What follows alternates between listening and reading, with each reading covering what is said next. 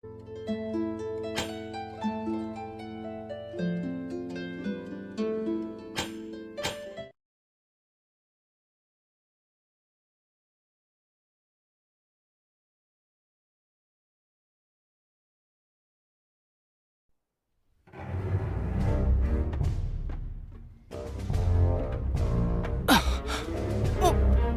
前は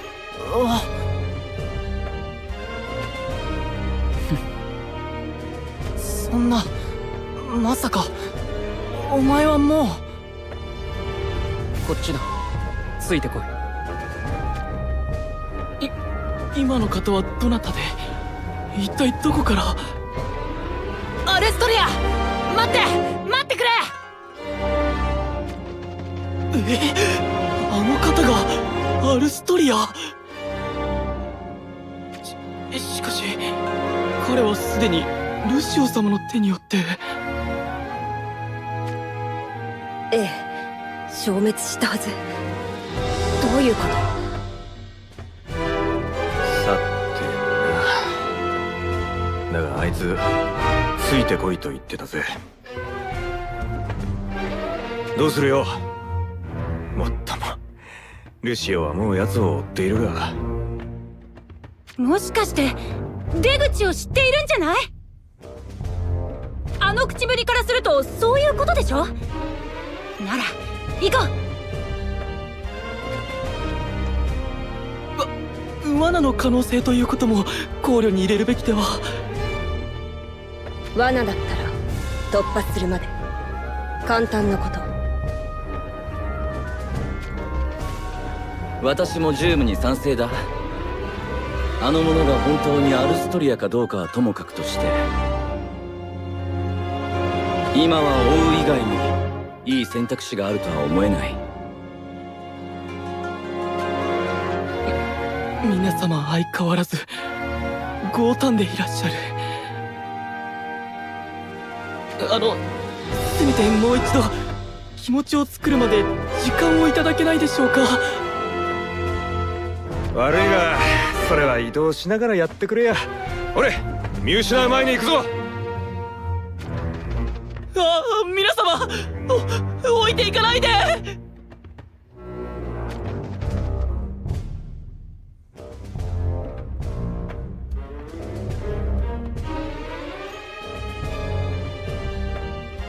ほら、集めてきたわよ。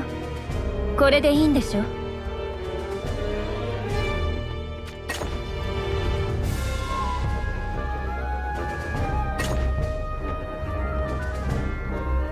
ビーガが無断で持ち出した分を補うにはまだ足り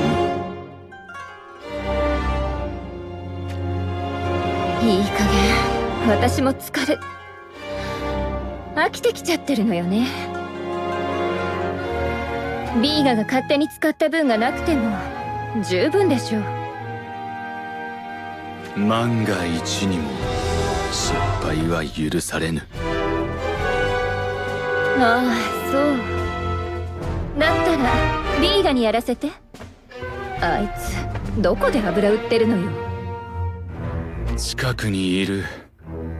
だがビーガはすでに何？いや、もはや戦なきこと。リソルはさらに戦場を巡り国務の力を集めろ。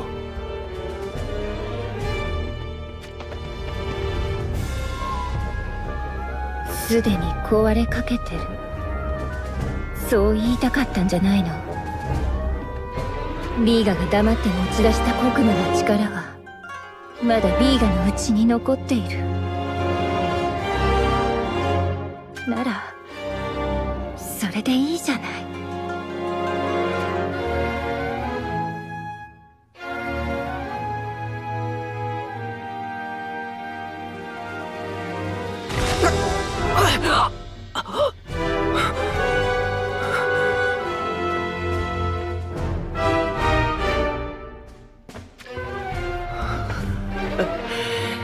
なんだこれ。僕の血か。なんで血なんかが流れるようにできてるんだよ。意味ないだろこんなもの。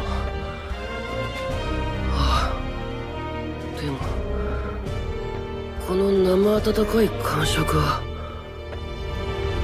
悪くないな。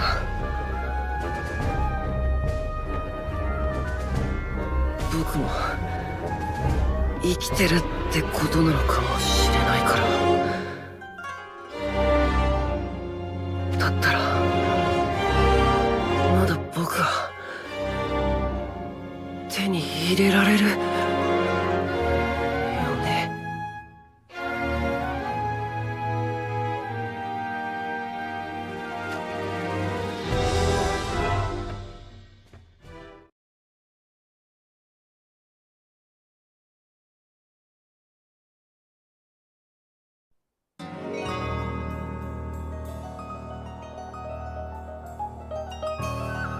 どういうことなんだアルストリア、説明してくれ。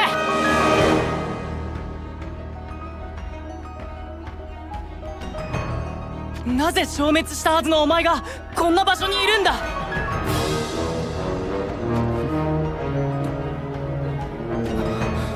アルストリア？敵が来る。敵！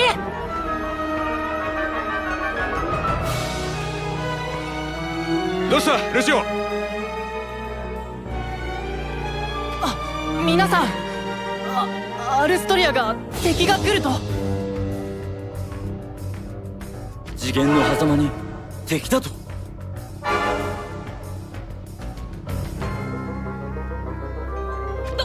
どこから来るのよ。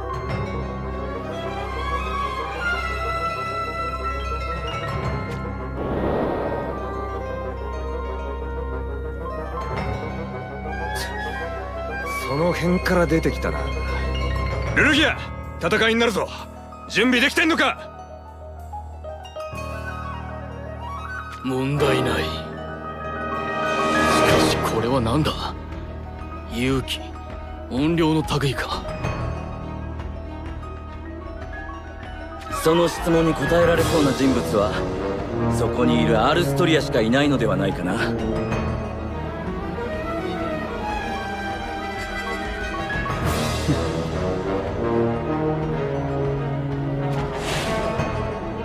消えた。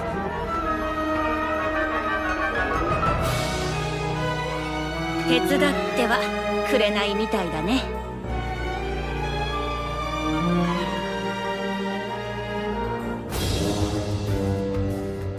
やはり罠であったか。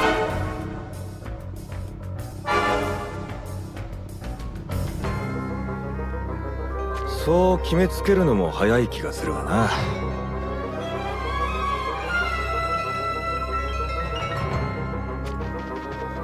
何でもいい。さっきも言ったように邪魔するなら排除するのみ。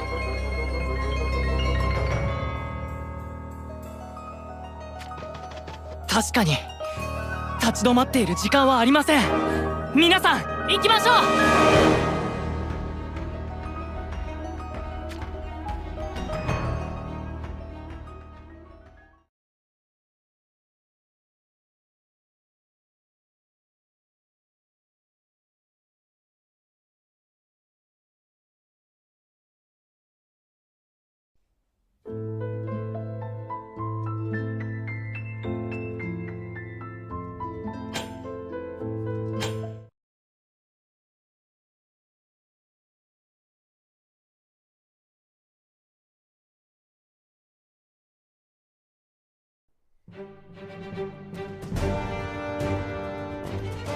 さすがと言っておこうか、クリスタルの戦士たち。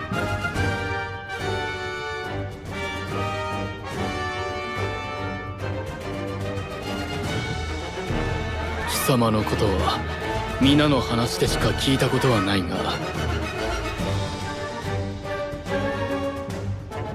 自身は手を出さず高みの見物とは。この俺が認めたものに余計な手出しは無用と思ったまで。そうだなルシオ。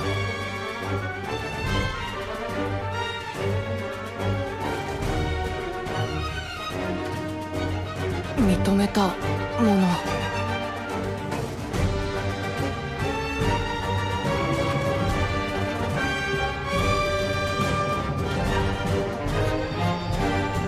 俺は別にクリスタルの戦士の使命や末路を認めたわけじゃない。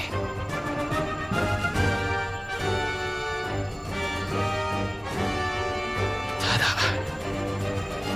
クリスタルの戦士が消えていくのが我慢ならないだけだ。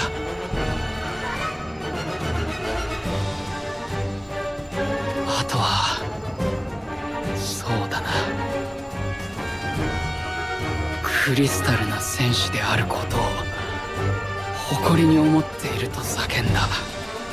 そこの新米を認めてやっただけだ。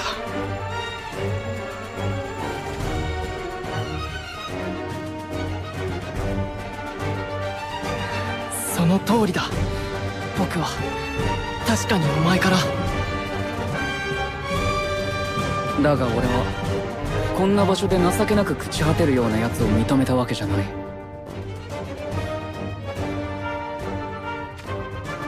くだらぬ運命に縛られながらなおもそれを己の誇りとする。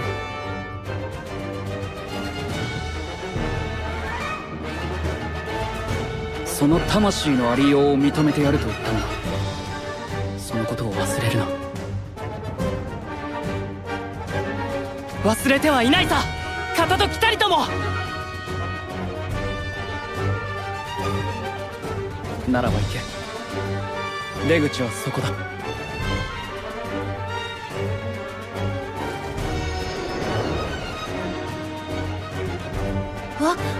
あの光は次元の裂け目か。あそこに飛び込めと。俺が導けるのはここまでだ。あとは好きにするがいい。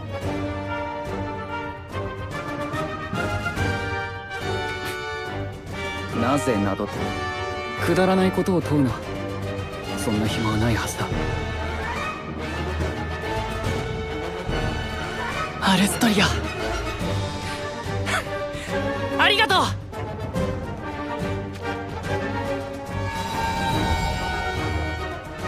ここは貸しにしておいて、いずれ返す。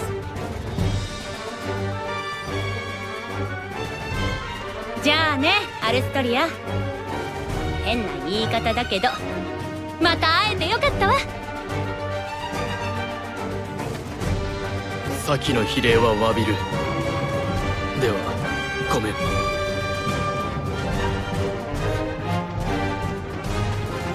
君とはもっと語り合ってみたかったと思っている。いずれその機会があらんことを。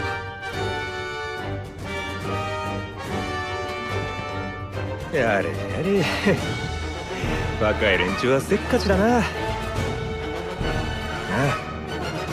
バルディ俺はバルディアではない。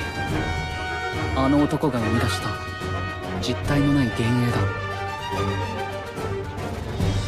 ア。いいんだよそんな細けい話は。お前今そのなんだ大丈夫なんだな。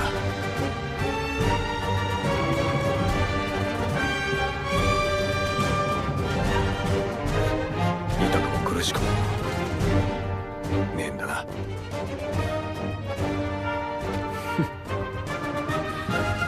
お前に心配されるようなことは何もない。何もな。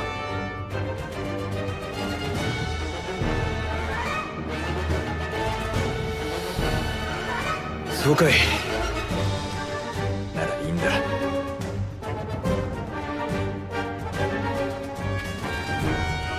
じゃ気が向いたらまたどこかで会おうぜ。達者でな。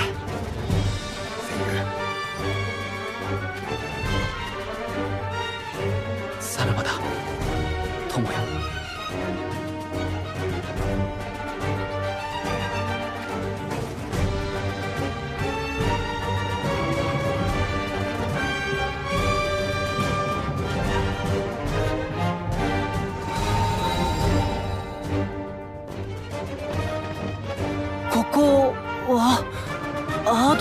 クなのか？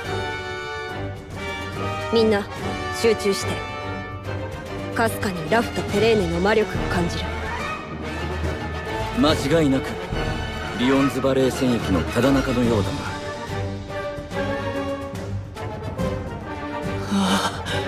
よかったです。全員無事に脱出できて。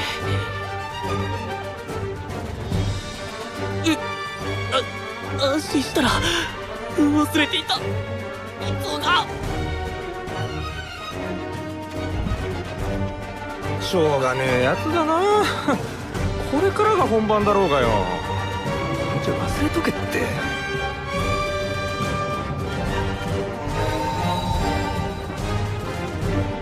さて、ではまずラフとペレーネを探して合流するとしよう。二人とも無事だといいけど。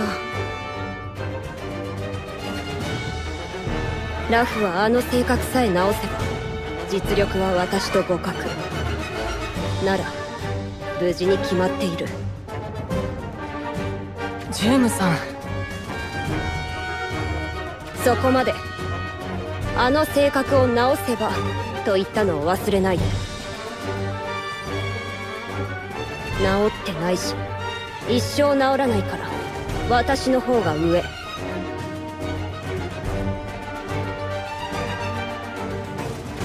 はい。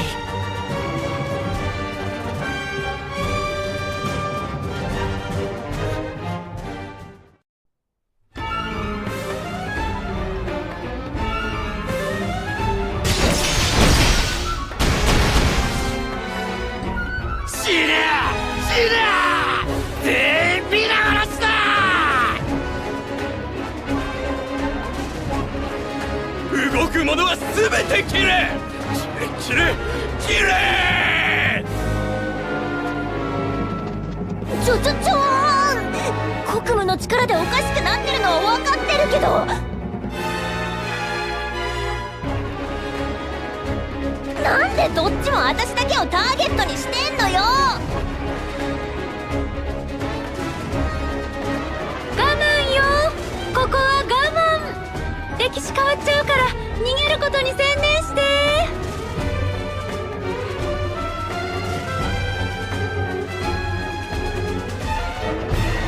分かってるよ。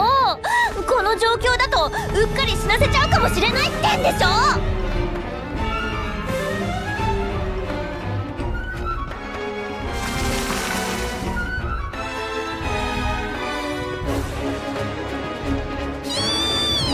とか言ってたらこっちも無理。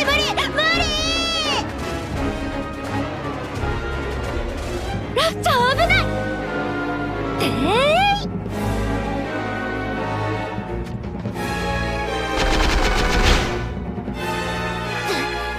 助けてくれたのはありがたいけど、大丈夫なの？倒しちゃって。あんまり良くはないわね。でも今のは不可抗力よ。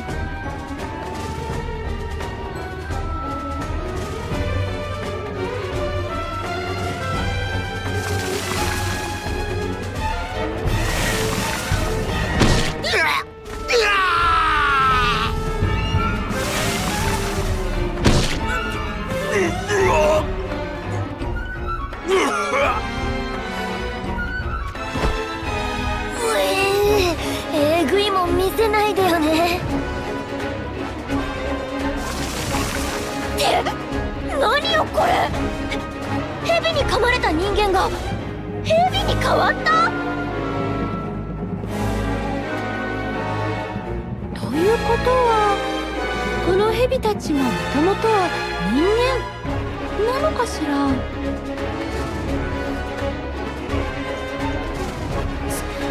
知りたくなかったな。やりづらくなっちゃうじゃん。ラフちゃん、ここは覚悟を決めましょう。仕方ないか。戦わずに逃げられる感じでもなさそうだし。これで歴史変わっちゃったら最初に手を出したペレーネが全部悪いってことで。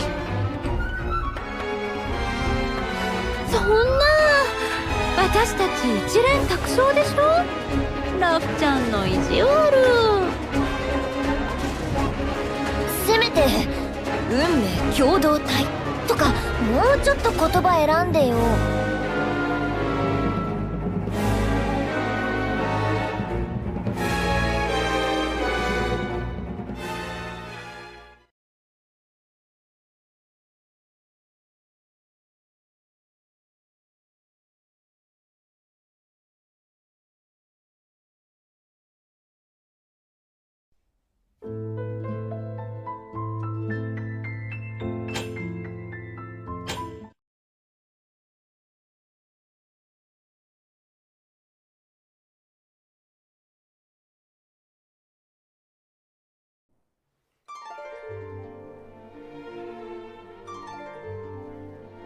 ごめん、手加減はできなかった。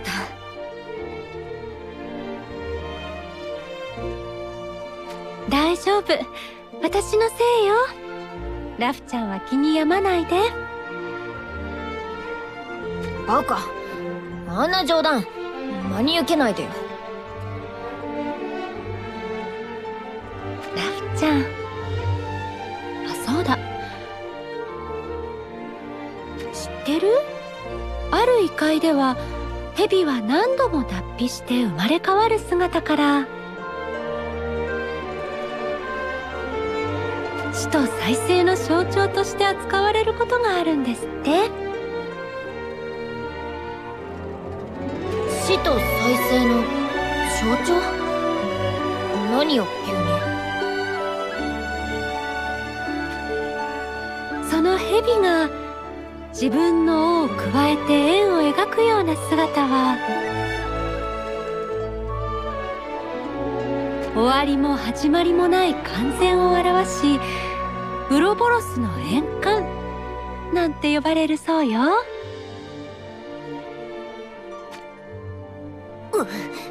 ちょっとかっこいいけど、何が言いたいのよ。こんな体に変じてしまっても、いずれその魂は最初に戻る。元の人間に生まれ変わる。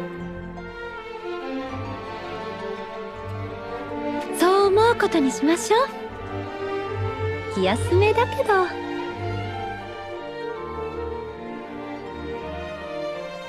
言った、はっきり気休めって言った。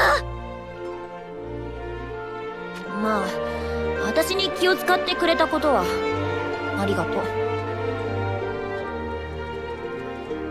どういたしまして。でもさ、普通に考えると倒したこいつらが脱皮してまた襲いかかってくるとか、そっちの方の可能性もあったりしない？死と再生の象徴的には。やだ、怖いわ、そんなの。そう、怖いからそうなる前にさっさとここを離れましょう。私たちの使命はあくまでも国務の使徒の野望を阻止するってことなんだし。そうね。だったらこの蛇たちの魔力の感じは覚えておきましょう。ラナン君の言ったこと覚えてるでしょ？そうか。フェネスの王はこの戦いで人の姿を捨てた。それってつまり。ええ、蛇の姿というのはこの戦争において重要な鍵なんだと思うの。国務の使徒もそのことは把握してるはず。だからこの戦争を選んだ。何をするつもりか知らないけど、蛇の魔力を追いかければ奴らにぶち当たる可能性が高い。そういうこと。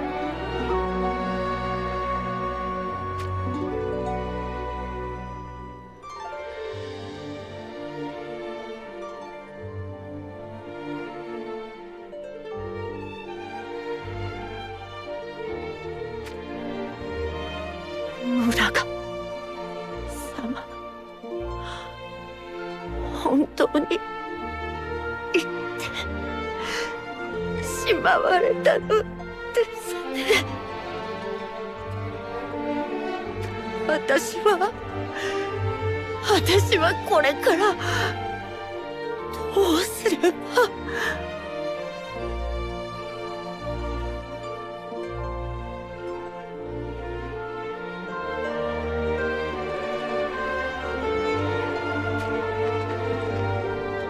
見つけた。蛇の魔力の源はこの辺のはず。ラフ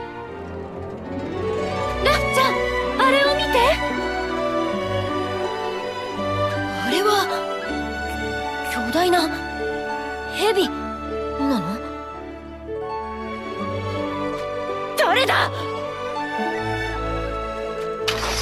うわ、びっくりした。あんたこそ誰？そこで何してるの？私はフェネスの将オルドはムラガ様の忠実な進化だ。フェネスの将軍。じゃあその巨大な蛇はフェネス王ムラガ。お前たちディオニスの兵か？モントの手の者か？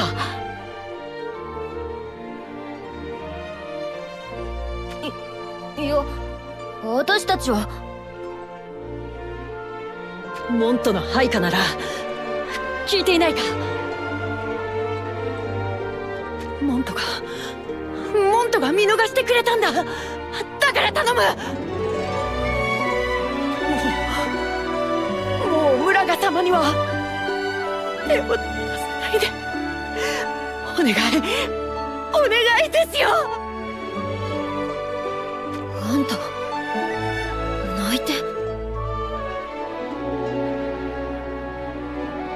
ムラガ様をこのまま静かに眠らせてくれるなら私の首を差し出してもいい。だがどうしてもムラガ様の亡骸を恥ずかしめるつもりなら差し違えてでもお前たちを。待って、落ち着いて。私たちリオニス軍の兵士じゃないのよ。それに死者の尊厳を傷つけるような真似はしてしないわ。そうだよ。だからその物騒なものしまって。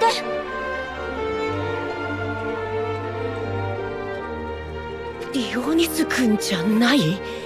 じゃあどこの誰だというですか？それは話すと長くなるから、とにかく今はあなたもここを離れてくれると助かるんだけど。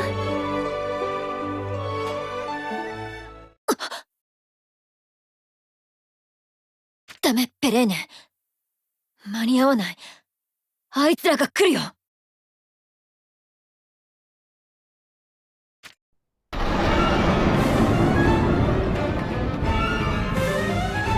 お前たちどこから？ここにあったか。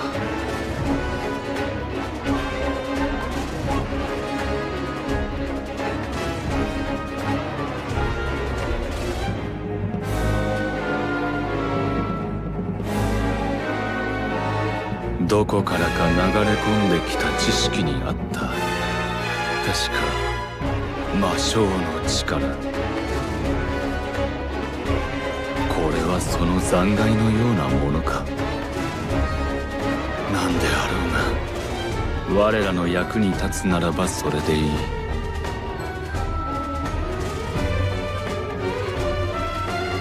お前！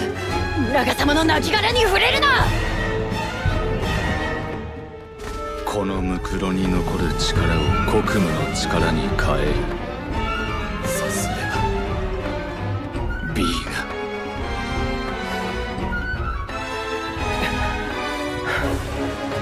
あかったよ。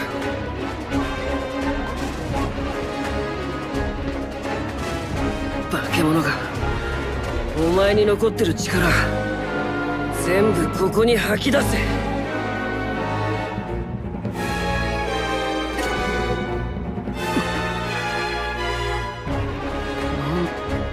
何してるのよ。早くやっちゃいなさいよ。そこの二人が見えないの？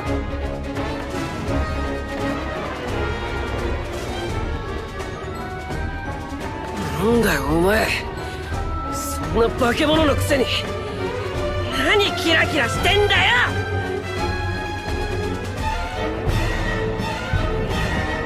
おい、なんでお前なんかが手に入れてるんだよ。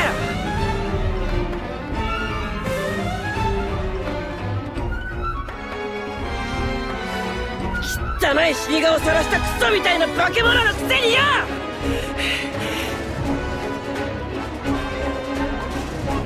なんでちょっと満足した感じになってんだよ。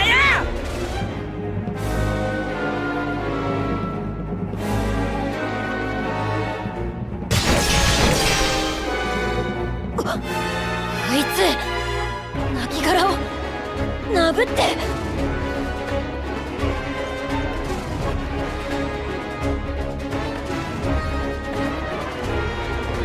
羨ましい、妬ましい、ずるいだろ。そんなのダメに決まってんだろ。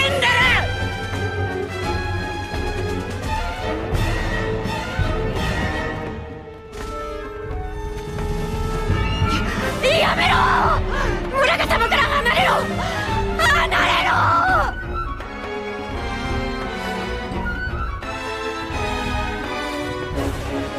うるさい！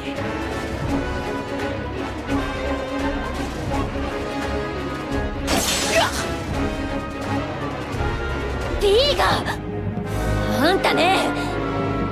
ペレーネ！大丈夫。あの子のことは私に任せて。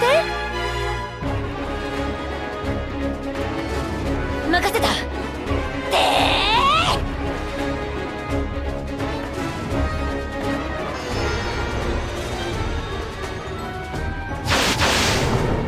紫のか。いいよ、やろうか。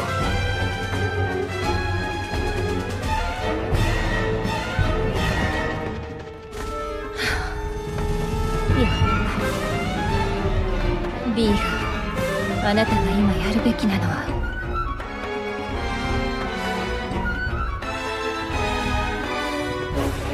よい、我らでやれば同じことだ。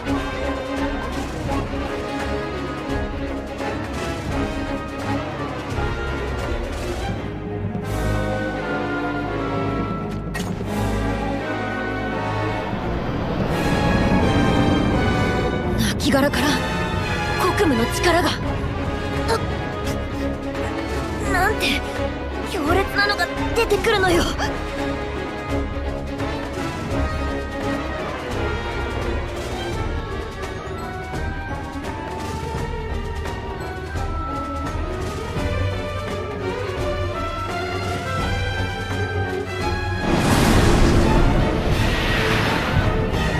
用は済んだ。行くぞ。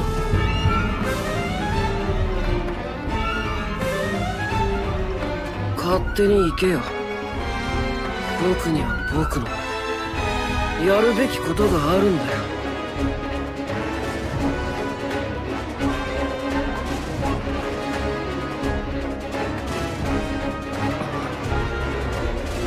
リソル、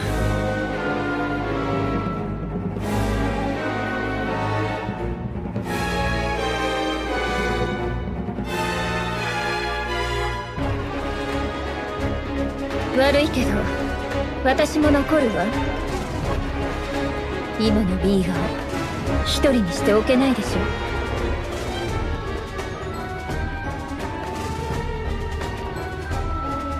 わかった。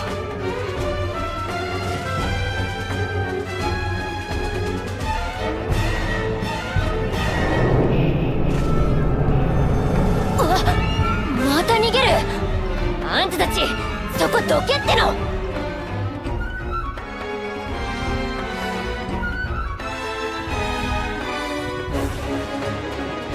やだね。僕はお前たちを殺して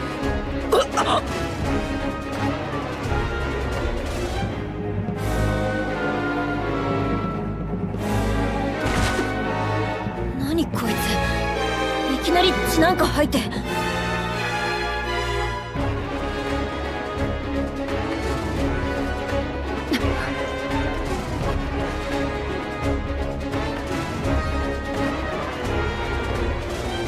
どんなに強くてもルシオ君たち6人を相手に戦えば無傷では済まなかったみたいね。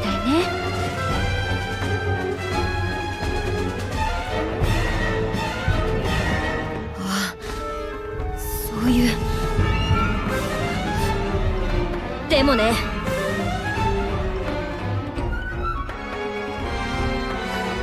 だからって私たちが手加減するなんて思わないことね。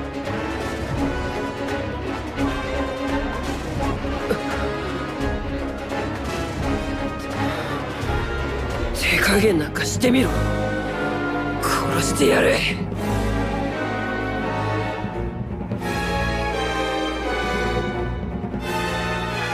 あんた殺すかうざい以外になんか話すことないわけ？な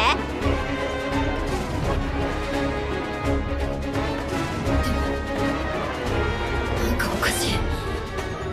今までと様子が違う。ズタボロのくせに妙な気迫を感じる。これは一体。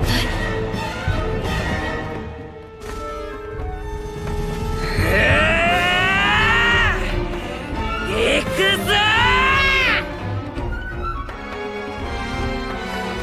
ラスちゃん来るわよ。集中。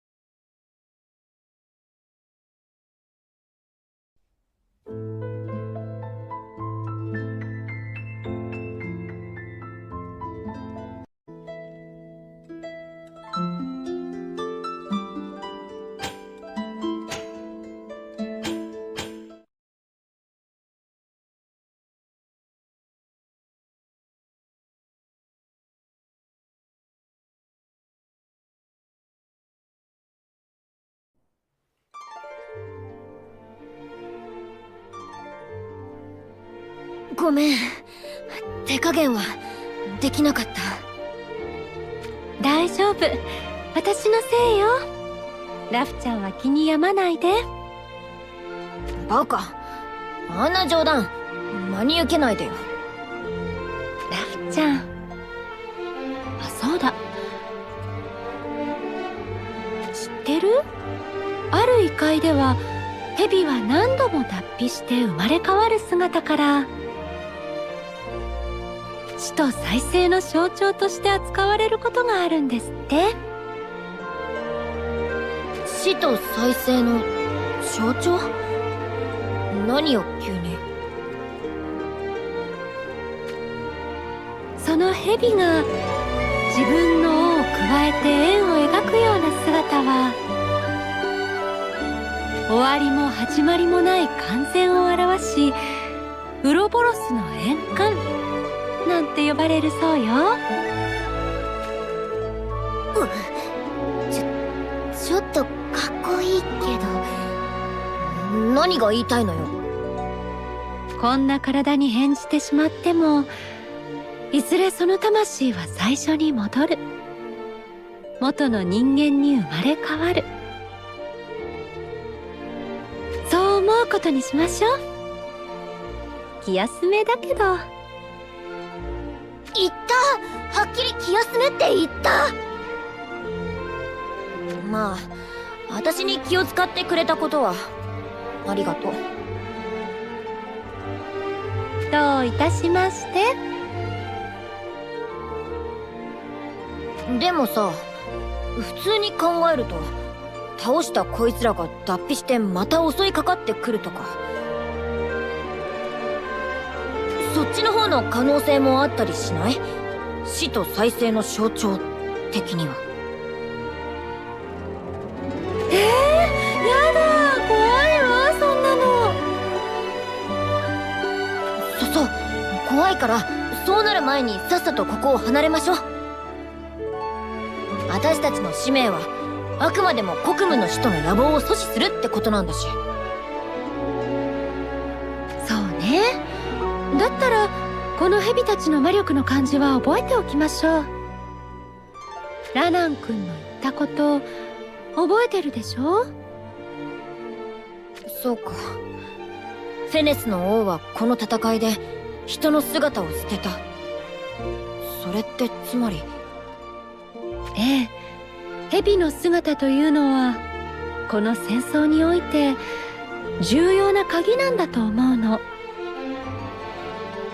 国務の使徒もそのことは把握してるはず。だからこの戦争を選んだ。何をするつもりか知らないけど、蛇の魔力を追いかければ奴らにぶち当たる可能性が高いか。そういうこと。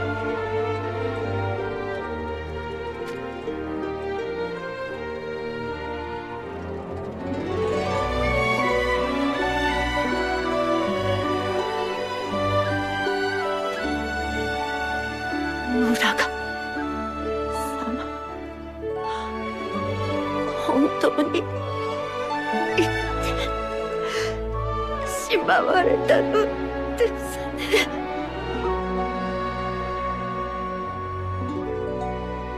私はこれからどうすれば。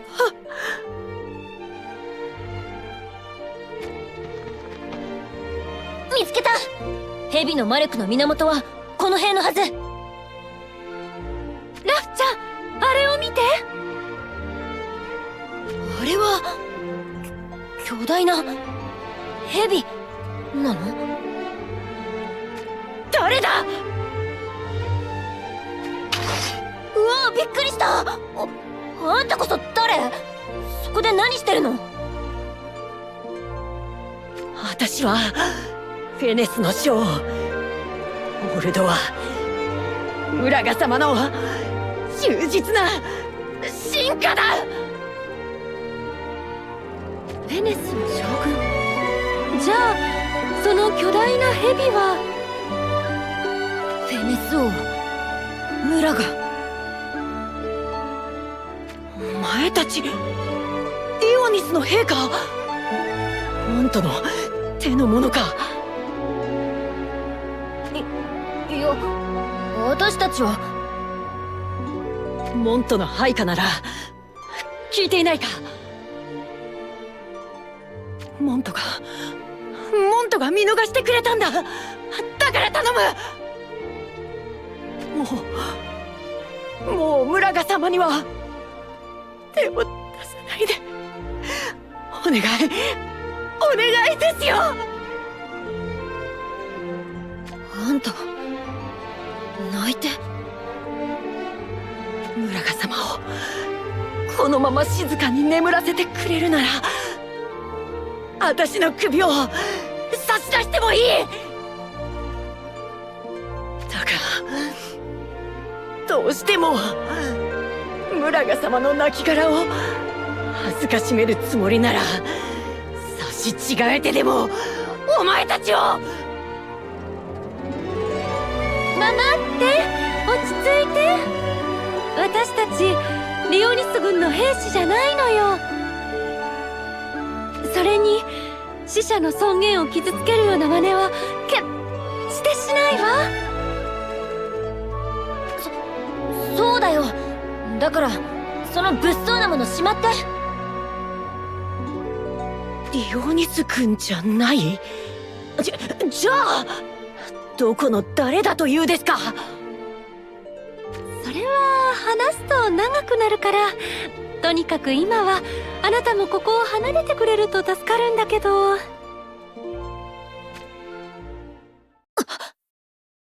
ペレーネ。間に合わない。あいつらが来るよ。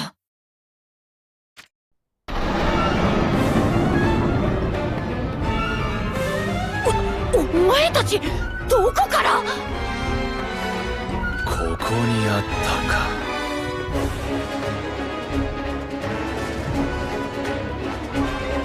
どこからか流れ込んできた知識にあった。確か魔性の力。これはその残骸のようなものか。なんであろうが我らの役に立つならばそれでいい。お前、村ヶ様の亡骸に触れるな。このムクロに残る力を国務の力に変える。さすれば B が。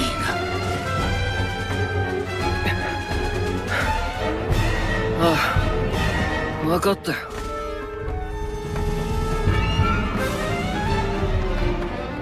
化け物がお前に残ってる力全部ここに吐き出せ。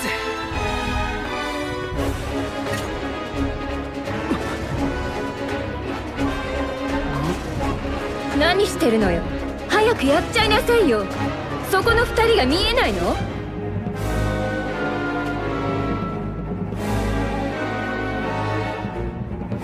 なんだよお前、そんな化け物のくせに何キラキラしてんだよ。おい、なんでお前なんかが手に入れてるんだよ。汚い死に顔さらしたクソみたいな化け物のくせによ。なんでちょっと満足した感じになってんだよ。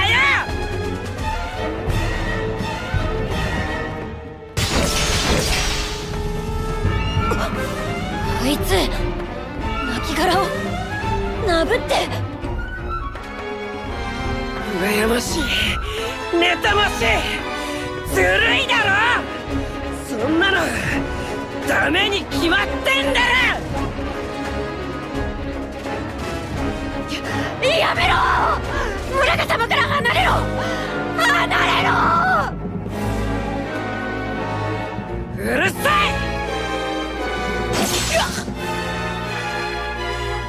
B があんたね。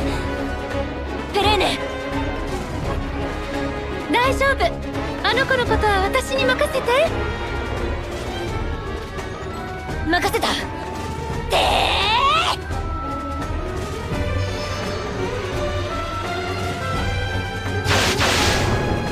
紫のか。いいよ、やろうか。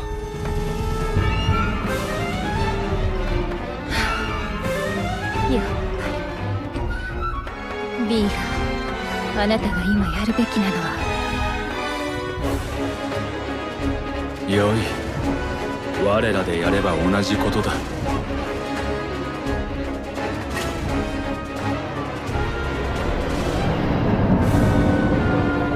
亡骸から国務の力が。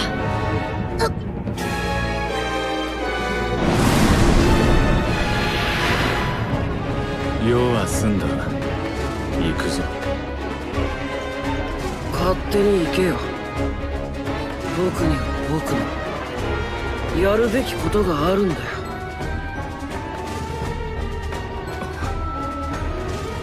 リソル。悪いけど私も残るわ。今のビーガを一人にしておけないでしょ。分かった。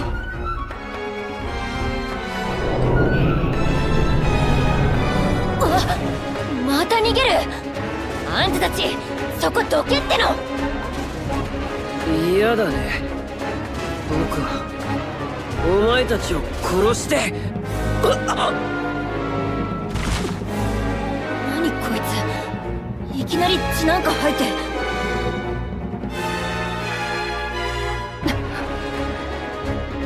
どんなに強くてもルシオ君たち6人を相手に戦えば無傷では済まなかったみたいね。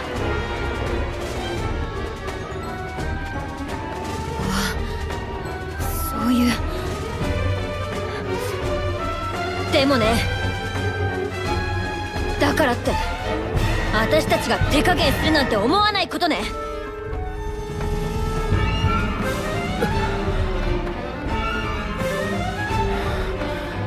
手加減なんかしてみろ。殺してやる。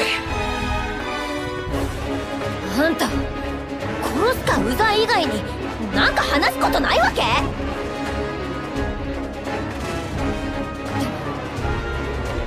なんかおかしい。今までと様子が違う。ズタボロのくせに妙な気迫を感じる。これは一体。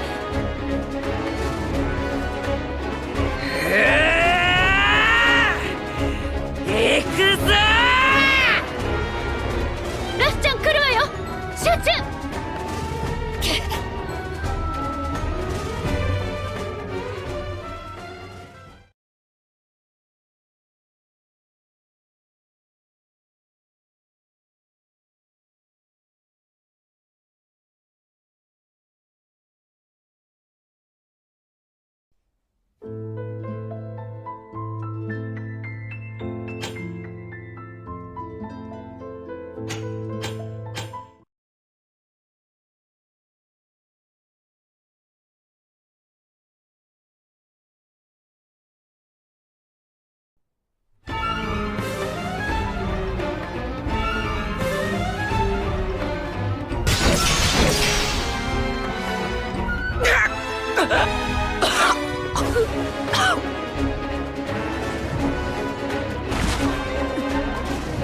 何よこれ見よがしに。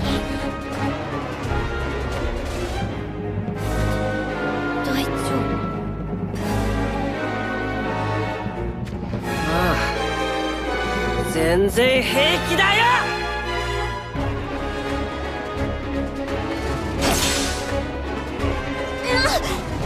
こいつやっぱ憎たらしい。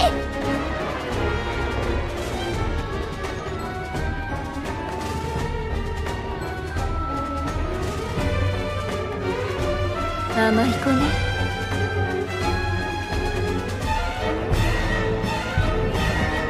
そうね。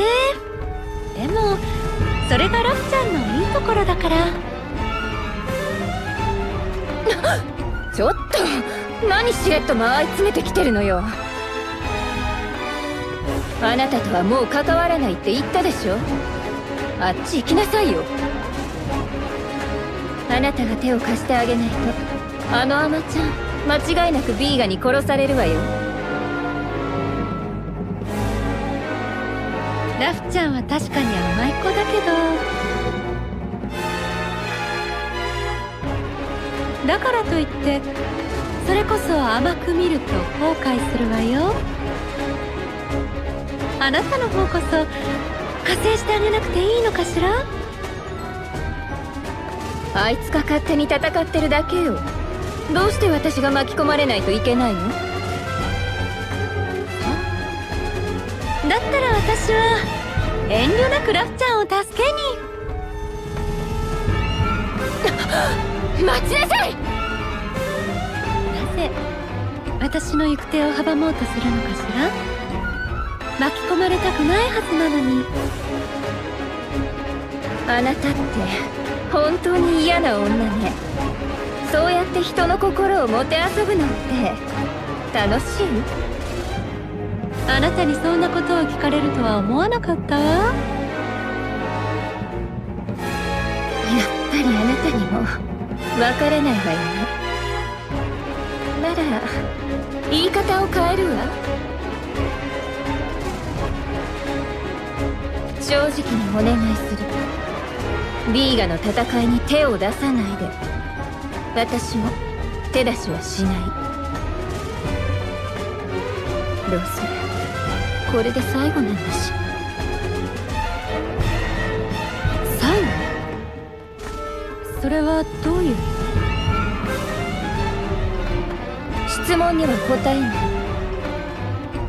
頼みを聞いてくれるの？くれないの？聞いてくれないならあなたに勝てないことはもう分かってるけ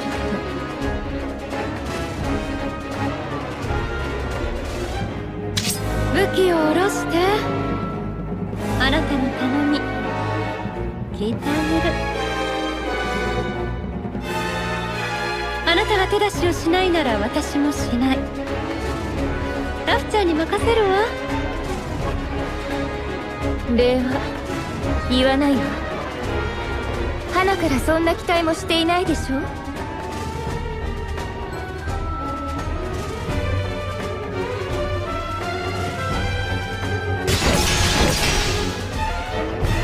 見るからにフラッフラなのに攻撃が衰えない。どういう体力してんのよ。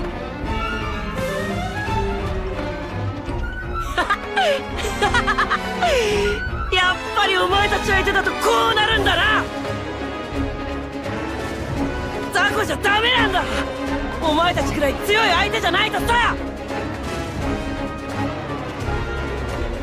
いいな、いいな、楽しいな。やっぱすぐ立て直さないと。あれ、追撃してこない。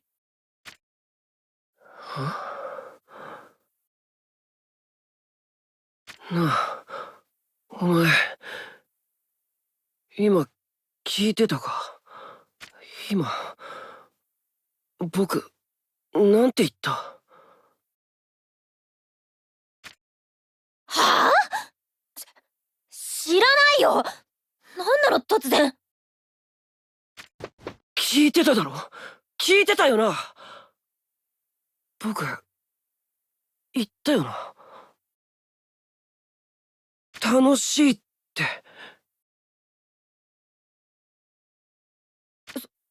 そう？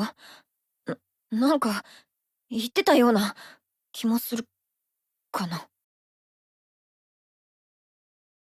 そうか。楽しいのか、僕は。羨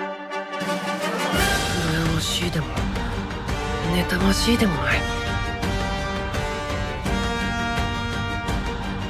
楽しい、楽しい。これがそうなんだ。僕は今楽しいんだ。なに今そういうの始まっちゃうわけ？戦いの中で新たな感情が芽生えちゃって戸惑うとかガチな感じなんだ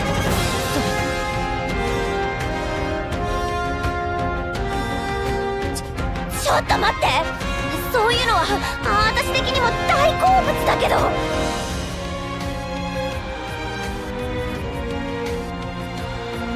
受けるこっちにも心の準備ってもんがいるんだけど、まったく。楽しい、楽しいな。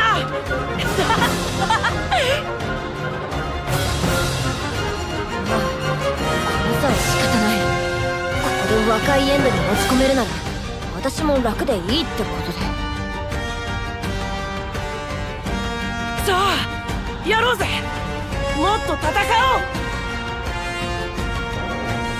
う。うおー、そっちだったか。バトルハッピータイ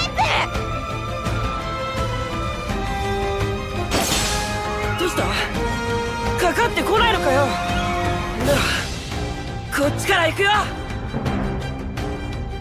僕は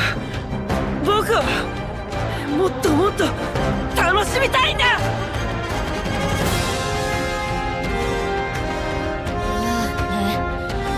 あんたはそういうタイプよね。これがあんたの楽しいか。自分が楽しいと思うことに従うのが空っぽの自分を埋めるたった一つの方法。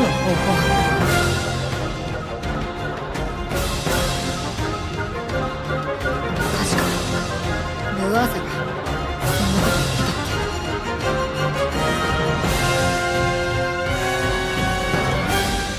っきから何ブツブツ言ってる。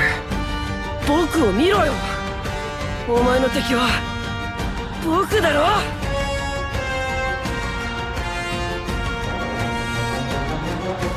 ええ、そうよ。私はあんたの敵。それもとびきりの強敵。強敵と書いて友と読む。私的にはちょっと熱すぎて好みじゃないんだけどね。でも今だけは目覚めたあんたに免じてそっちの展開に付き合ってあげる。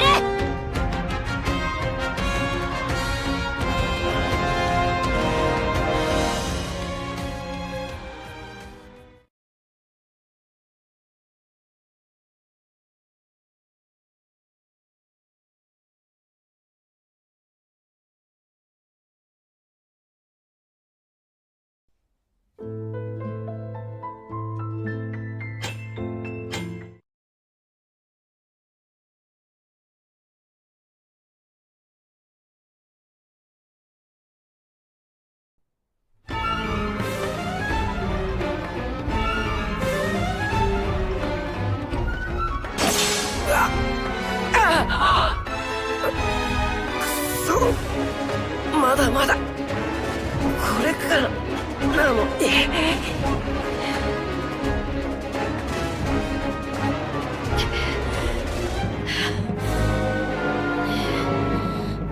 今さら私が言うことじゃないかもだけどさ、多分あんた限界超えてる。気づいてるんでしょ。これ以上はいいよ。それでも何も得られないよりはずっといい。楽しいからいいってそこまでして求めるものなの？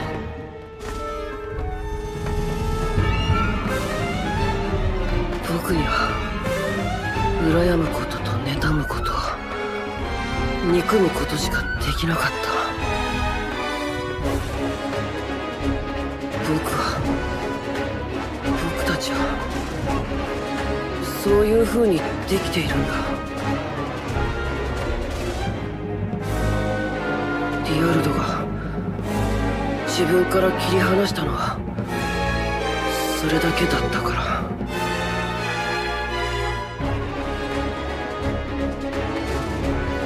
切り離した？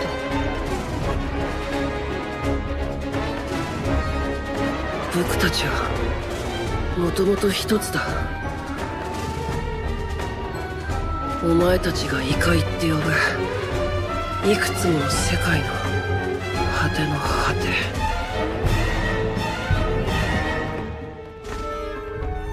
生命が放つ負の感情だけが流れ込んでくる暗黒の世界が僕たちの故郷。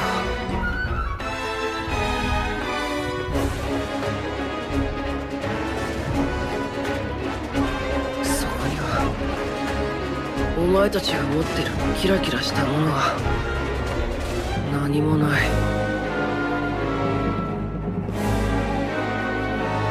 喜びだとか希望だとか。あんたはそれが欲しかったの？そうだよ。羨ましかった。妬ましかった。僕が持っていないものを持ってるお前たちが全ての命が憎かったよ。でもやっと僕も一つだけ。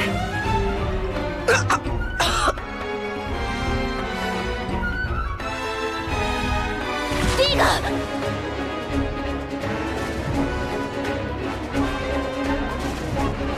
勝負あったわね。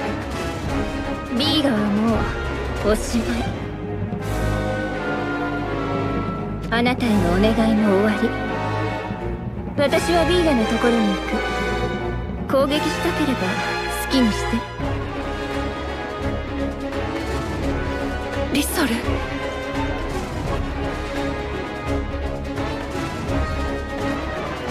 そこまでよビーグ。もう終わりの時間。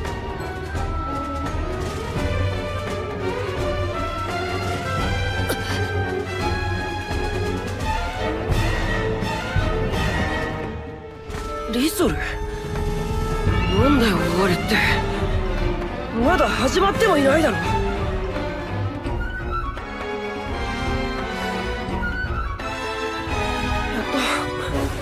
やっと僕は。ダメよビーガ。あなた自分で気づいていないの？何が？あなたさっきから国務の力を使って戦っていないじゃない。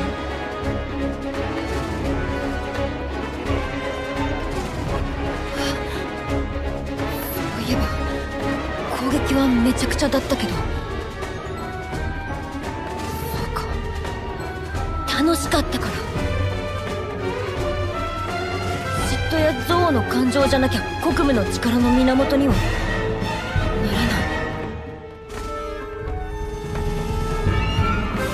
ビーガ、あなたはもう私やディアルドとは違うものになりかけてる。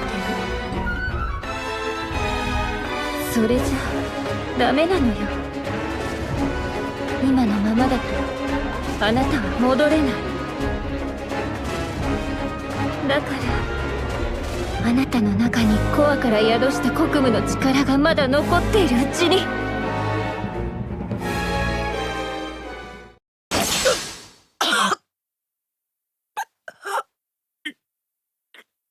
リソル、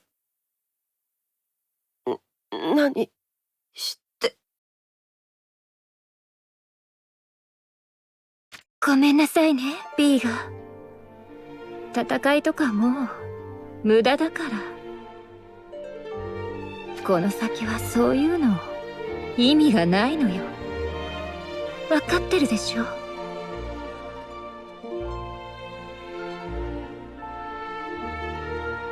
だからまだ役に立つうちにね。リソル、仲間なんじゃないの？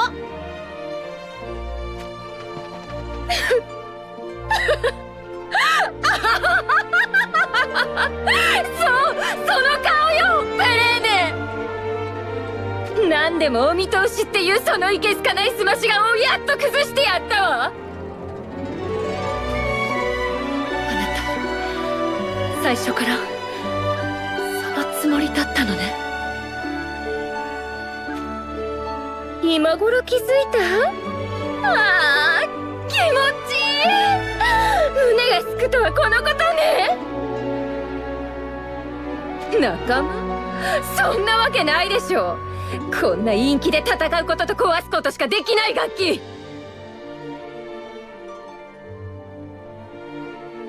笑わせないで。こんなやつ捨て駒よ。ディアルドだってそう思ってる。でもそれでいい。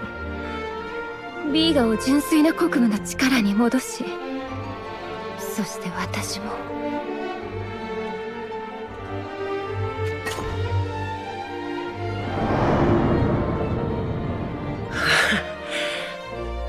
くそ。そうだよリソル、お前はそういう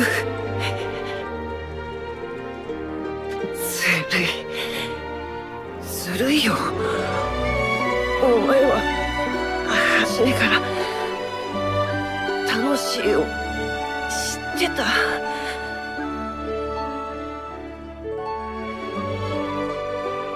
なら僕だってちょっとぐらい。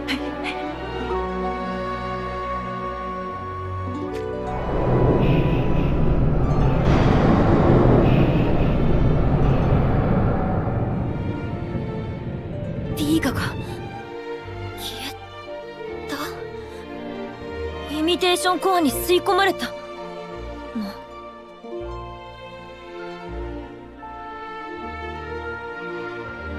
本当に最後までバカなやつね。私が楽しいを知っていた？そんなわけないじゃない。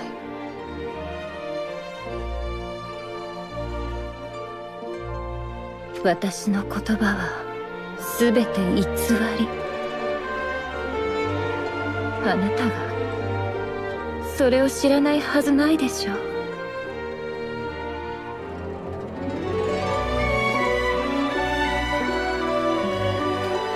リソル、あなたは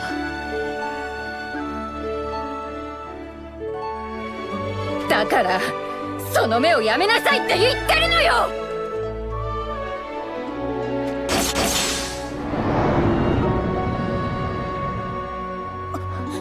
待て！待ちなさいっての！ペレーネ、行くよ！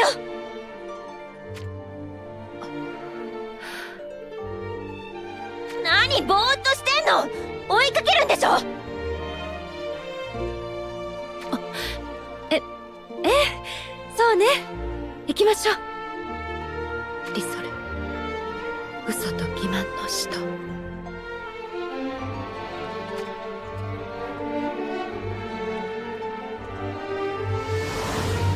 私はただ人々の平穏な生活を祈っているだけ。嘘です。そのように何もかもを疑ってしまうその心がけこそ罪深いことなのだと。それも嘘ですね。もういいんですよ。私分かっちゃうんです。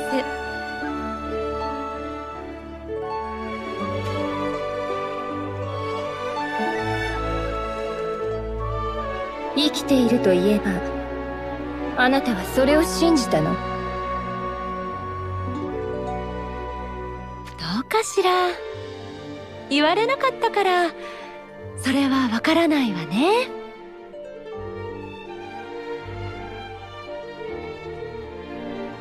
でも一つ確かなのは嘘をついちゃう子の気持ちってみんな同じってこと。何それ。あなたに私の何が理解できるっていうのよ。あなた寂しいのよね。そうでしょ？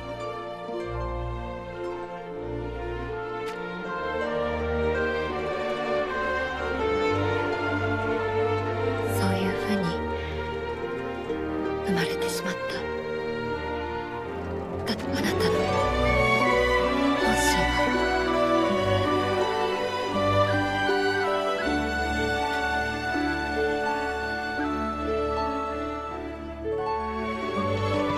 はもう絶対に逃がさない。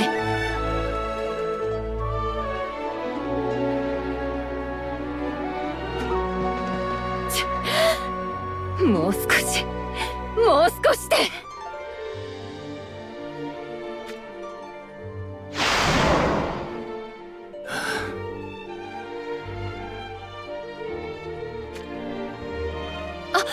あれはもしかして次元の裂け目じゃないかしら。アンビル城にあったやつ。待ってディアルド、私も行くわ。あの中に逃げ込む気？今ならまだ間に合うわ。閉じられる前に私たちも。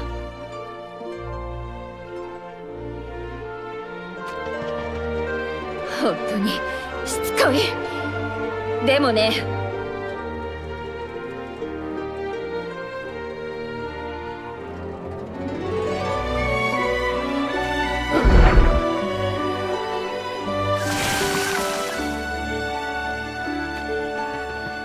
魔物に蛇？もうこんな時に。足止めの方法ぐらいは用意してあるのよ。残念だったわね。次元の裂け目が閉じちゃう。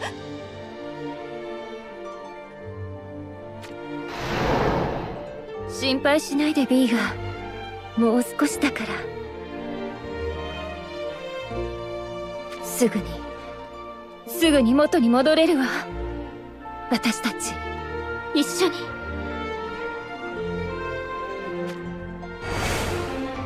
お願い待って、リソル。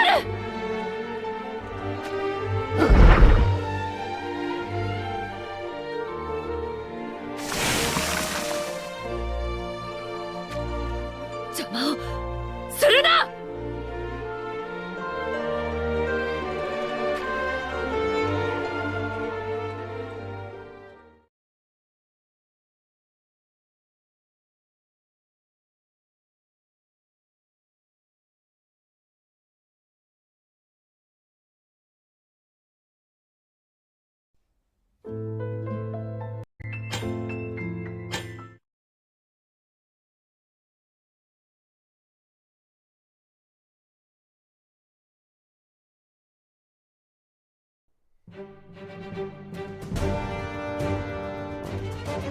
ダメ！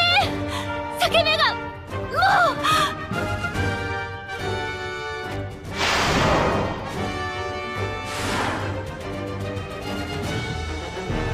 諦めんじゃない！そりゃあ！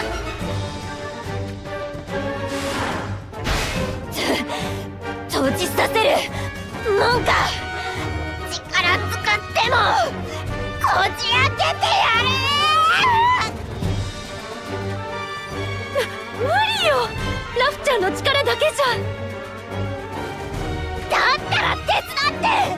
この私がなりふり構わずやってんだから。あんたも泣き言はいいから、いつものバカ力見せなさいよ。弟子に苦労かけんな。そうね、私も諦めちゃいけないわよね。よーし、よいしょ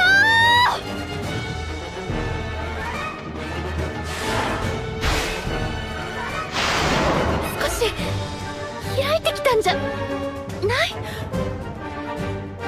足りないよ。もっと気合い入れて。これじゃ腕一本入らないでしょ。やってるわよ。ラフちゃんこそ集中。くっそ、どうすりゃいいのよ。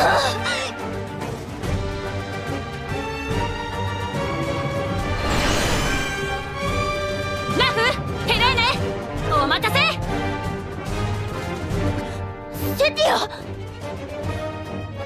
セティアだけじゃないぞ、俺たち全員いるぜ。みんなよかった、無事だったのね。遅れてすまない。こちらの事情は後で話すとして、これはどういう状況なんだ？この向こうにリソルとディアルドとかいう国務の使徒の親玉が逃げ込んでるのよ。リーガ、あいつは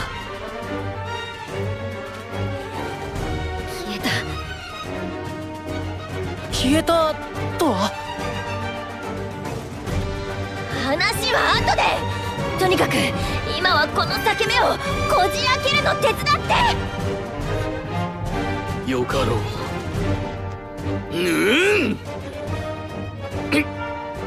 これはなかなか。私に任せて。とその前にテレーネ、お弁当。お弁当？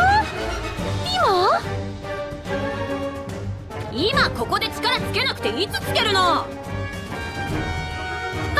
ーい。閉じる手離すな。僕が代わりに。なんだかわからないですが、なるべく急いで。うぞ。セティアちゃんの分。ありがとう。いただきます。劇物を普通に食べてるし。おいしいごちそうさま。これこれ、内側からみなぎってきた。はい、ラフタッチ交代。引くわ。はい、どうぞ。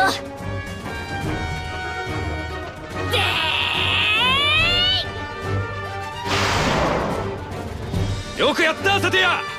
また少し広がったぞ。これならどうにかなりそうだ。ここは全員の力を合わせるとしよう。掛け声とかいりますかね。ルシオ、お願い。はい。では僭越ですが、皆さん心を一つに。せーの。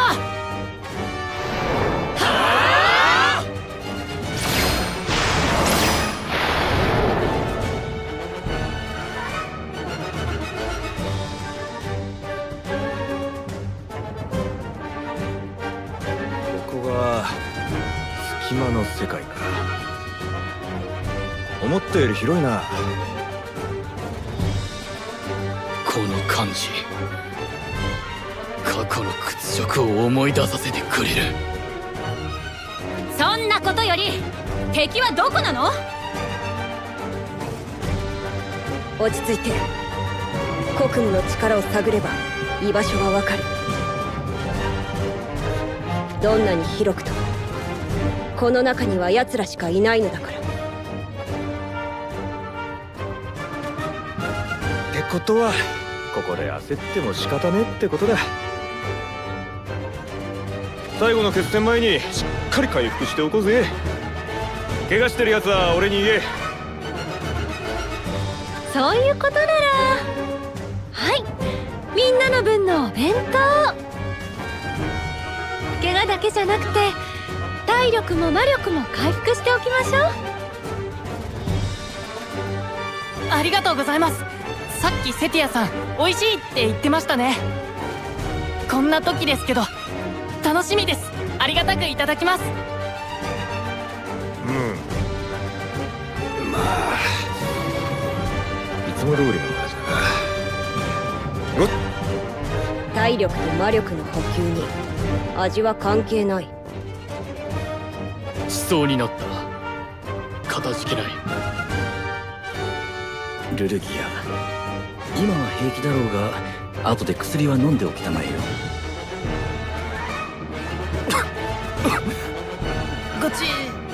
ごちそうさまでした。ルシオ、あんたガッツあるね。見直した。皆さんよく平気な顔をして。ってラフさん、なんで握手を求めてくるんですか？みんなに私だけお子様舌だって笑われること幾年月。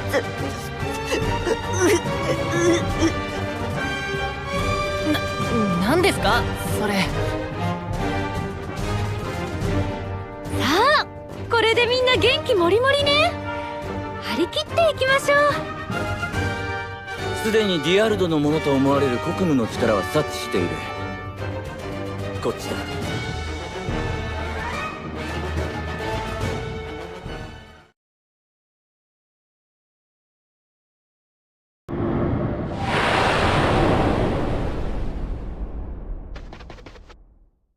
いた！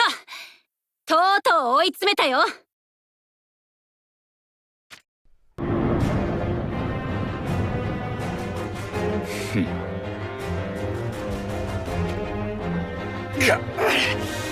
さすがの威圧感だな。全員気をしっかり持てよ。見てください。ディアルドの足元に何か書かれています。魔法陣か。大きいな。凄まじく高度な術式のようだ。あの魔法陣から凄まじいまでの国務の力を感じます。リアルド本人が放っている国務の力も尋常じゃないわ。ちょっとでも気を抜くと私もそのまま押しつぶされてしまいそう。やれやれね。この後に及んで何をしようってわけ。私たちが全員揃った以上、あんたはもう罪ってやつなのよ。これでこのかったるい任務も終わり、最後くらい余計な手間をかけさせないで。ここで臆して何が戦士か。天敵必殺。どんな相手であろうと使命を果たすのみ。覚悟。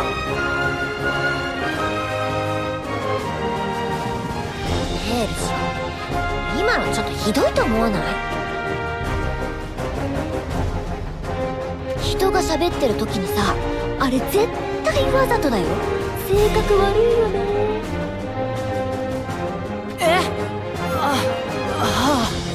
いや、どうして僕に。私たちクリスタルの戦士で2人だけの辛いの苦手同盟じゃん。余裕ですね、ラフさん。さすがというか。余裕あるように見える。だとしたら私もなかなか役者ってことね。ラフさん。こういうのは飲まれたら終わりだからさ。はい、後輩くんも深呼吸。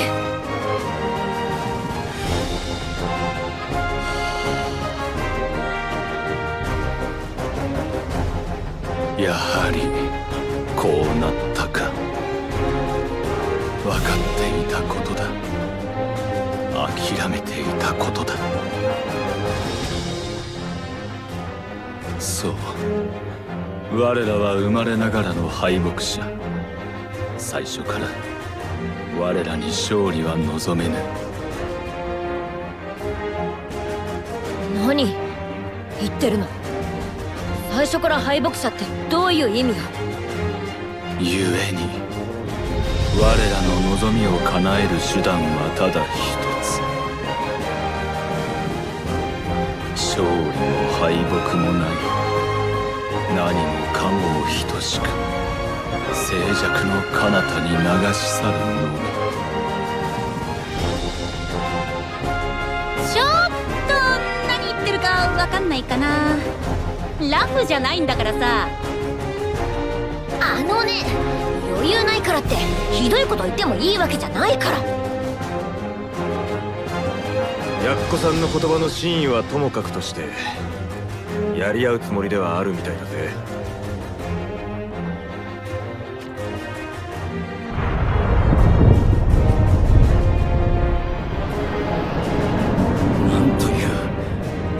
なんというおぞましい魔力。これが国務の力の真髄か。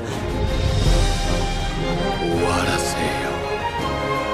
我らの望む真の静寂を手に入れるために。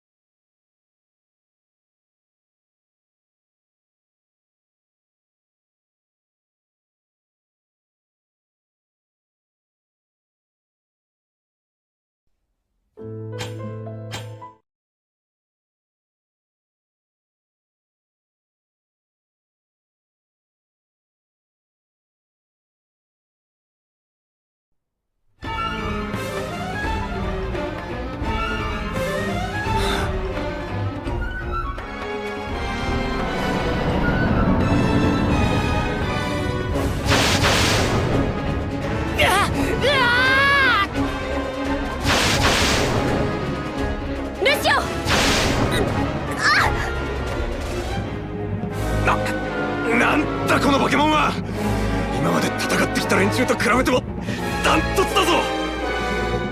恐るべき敵という他はないな。敗北者だと彼は一体何に敗北しているというのだ。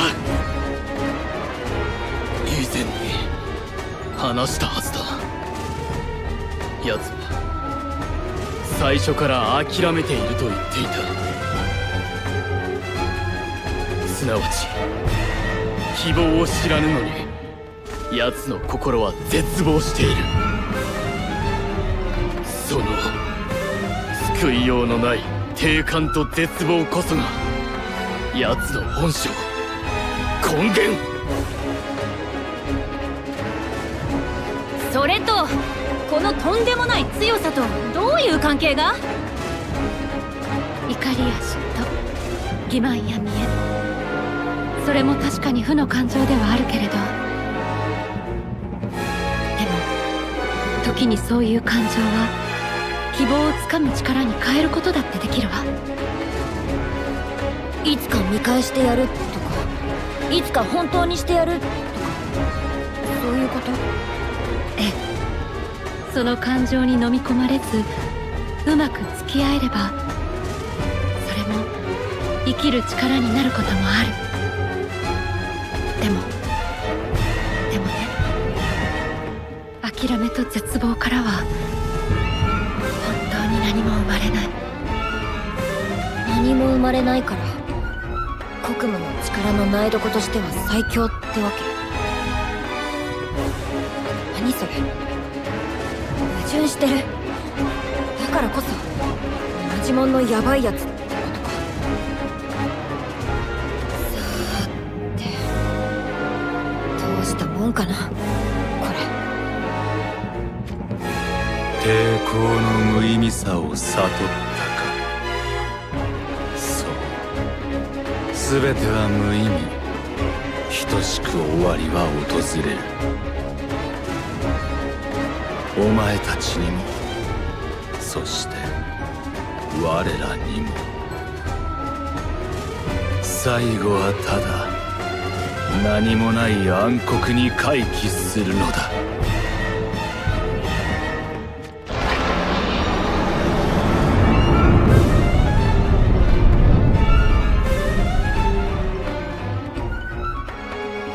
ディアルドの周囲から闇が、暗黒が湧き出てくる。闇か。やれやれ、しょうがないわね。ルシオ、あんたは下がって。何を言うんですか。僕だってもう一人前です。最後まで戦います。ここは先輩に見せ場譲りなさいよ。闇といえば私でしょ。いいじゃない、闇対闇。どっちが世界を覆うにふさわしいか教えてあげる。ほら、そういうわけだから、あんたたち全員下がった下がった。おい、まさかお前一人で戦うとか言い出すんじゃねえだろうな。やめてよ、そんないかにも自己犠牲の英雄的行為ですみたいなダッサいの。なんで私がそんな貧乏くじ引かなきゃいけないわけ？ないない、アホくさいけど、闇と闇のガチンコなら1回ぐらいどうにか相殺してあげるから。その後であんたたち全員であいつをボコボコにすればいい。ベリスが好きな楽な勝ち方よ。闇ってお前さんの力と国務の力は全くの別物だ。総裁もクソもあるか。バッカ野郎が。そういうのをダッサい自己犠牲っつんだよ。うるさいおっさんね。せっかく珍しくやる気になってんだから水ささないで。ラフ、あなたリアルだ。あんたの絶望が生み出す闇とは私の心の内に救う絶無の深淵を食らう獣が放つ最も純粋な闇の力。どちらが真の闇にふさわしいか勝負してみる。無茶です。やめてください、ラフさん。いいえ、ルシオくん、ここはラフちゃんに任せましょう。何言ってるのよペレーネ。あいつのディアルドの力はまだ底が見えないのに。だって絶無の深淵を食らう獣よ。相変わらずどういう意味かさっぱりだけど、この状況で新設定よ。こういう時のラフちゃんは本気だわ。私にはわかるの。ペレーネの判断基準についても十分理解に苦しむが、ラフはあんなだけどできないことをできるとは言わない。根っこは嘘がつけないお人よしだからね。いいわ、分かった。ごちゃごちゃごちゃごちゃ、もうシッシッ。ラフ、ディアルトが何か仕掛けてくるぞ。今こそ我らの望み、静寂の時は来たる。おっと、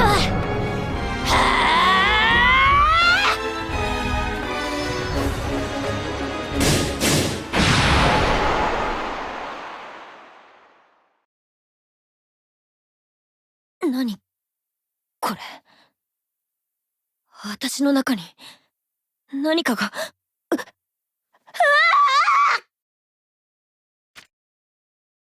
これってもしかしてディアルドの記憶なの？じゃあここは国務の首都の故郷？うるさい、うるさい、うるさい。なぜ世界はこんなにも耳障りな騒音に満ちている。なぜ我はこんな場所に生まれ、こんなものを糧に目覚めた。なぜ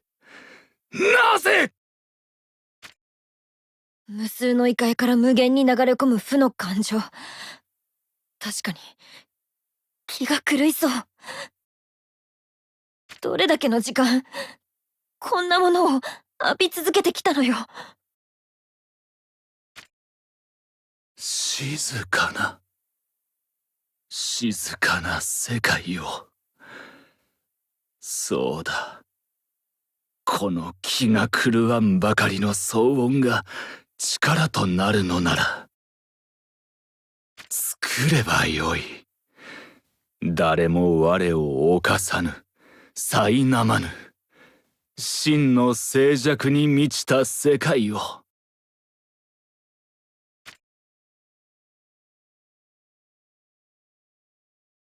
さあ目覚めよ国務。よりて我が身をなし、こごして我が力となれ。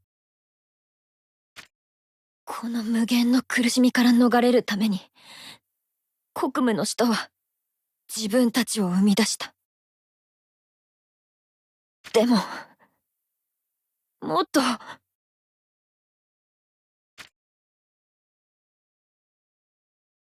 ちゃん、ラフちゃん、ラフちゃん、もっと違う方法は思いつかなかったの？ラ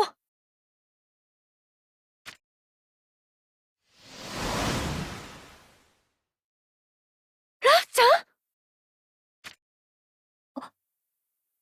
ん？あれ？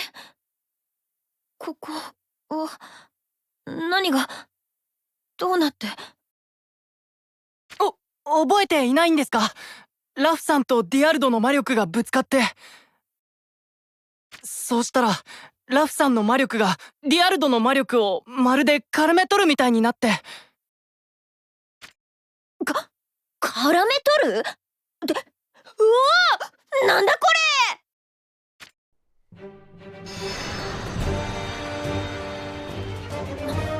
れ！魔力が凝縮した塊？ラフちゃん、メイスの先っぽ何かくっついてない？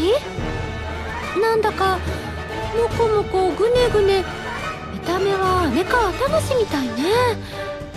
どうなっているのかしら。考えられるとすれば、ディアルドの魔力を自身の魔力と感応、変換、具象化して武器に吸着させた。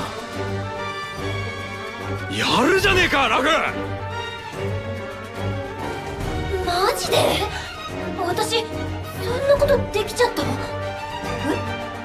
割とすごくない？も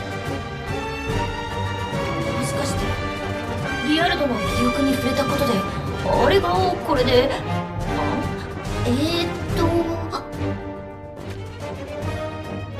あれは自分でも今の状況がよく分かってないか。違うわ。私は深淵のさらに奥底でリアルドの記憶に触れた。あいつの絶望を理解した。だからできた。ラフさんすごいです。そういうことにしておこう。でも理解したからといってあんたの望みを叶えてやるわけにはいかないのよ。ごめんね。さあ獣よ、存分に食らいなさい。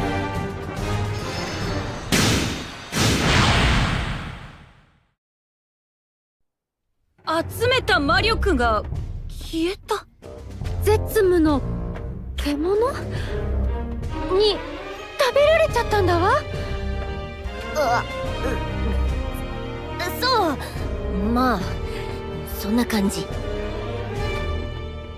バカな。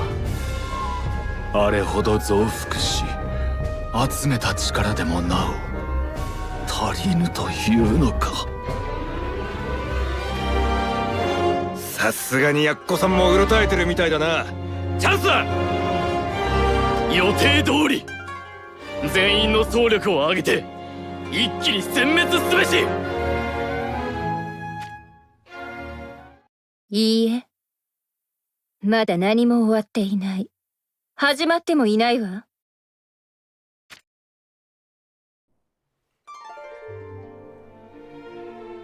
リソル、あなた今までどこに？リソル。リアルド、あなたが求める力はここにある。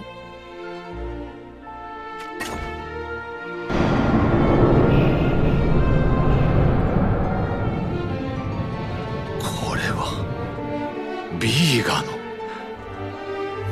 おお、力が。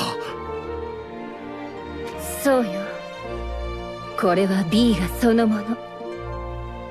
あなたの一部。ビーガだけじゃない。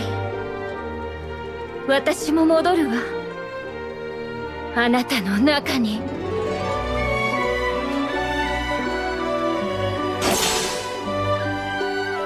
リソル、何を？以外だと。ほら、私の分も足せばこれでぴったり足りるはず。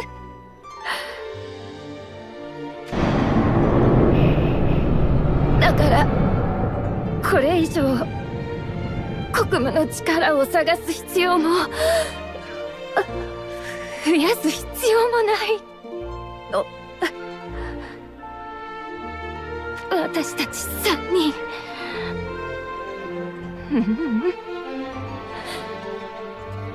もともと一つだったものが元の姿に戻れば。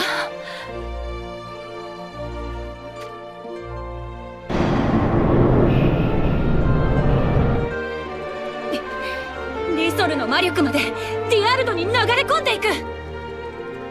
蛇が自らの王を飲み縁をなすは善にしていつの象徴、すなわちウロボロスの円環なり。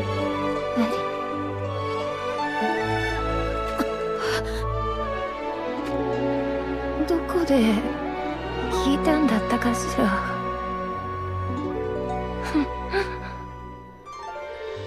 始まりと終わりは常に一つ。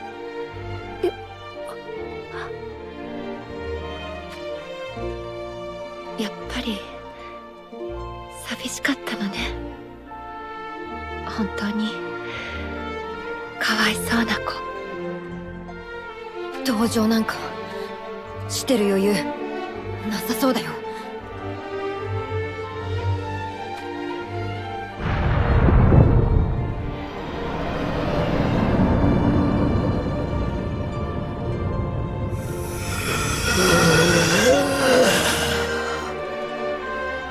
時は満ちた。すべての世界は無に帰り、真の静寂が訪れる。冗談じゃないわよ。そんなあんたの好きにさせるわけないでしょ。静かな世界が欲しい。その気持ちはわかるよ。私も感じたから。でもさ、いいじゃん。誰が何を言おうがわめこうが聞き流しときなさいよ。そんなのめんどくさい。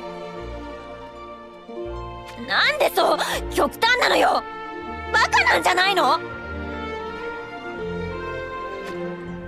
ラーフ、闇のクリスタルの戦士。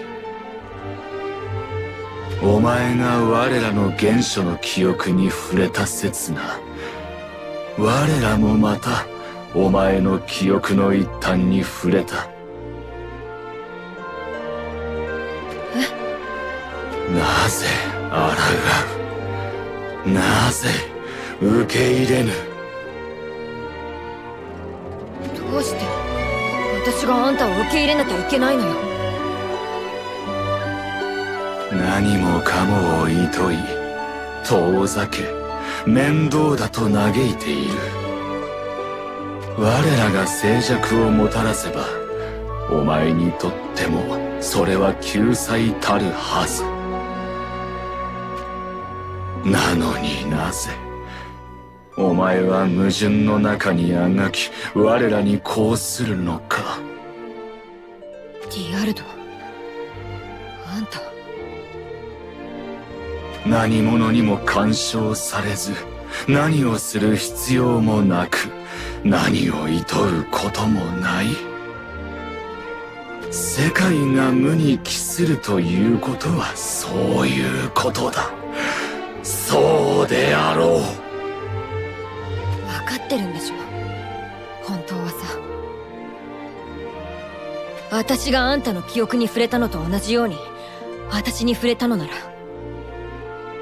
でもそうね、あんたみたいな引くほどピュアな本物だと分かんないか。ま、いいわ。聞いて気が済むなら教えてあげる。そんなもんね。プレイよ、プレイ。そうやってはあだる、めんどくさって空気を全身にまとわせて、それでも世界の平和を守ってみんなにラフはすごいやつだって言ってもらうのが最高にかっこよくてちいいんでしょうが。開き直いっそすがすがしいな。いや、理解はしてだが見るがいい、あの闊達たる強者ぶり、貫けば見事なものだ。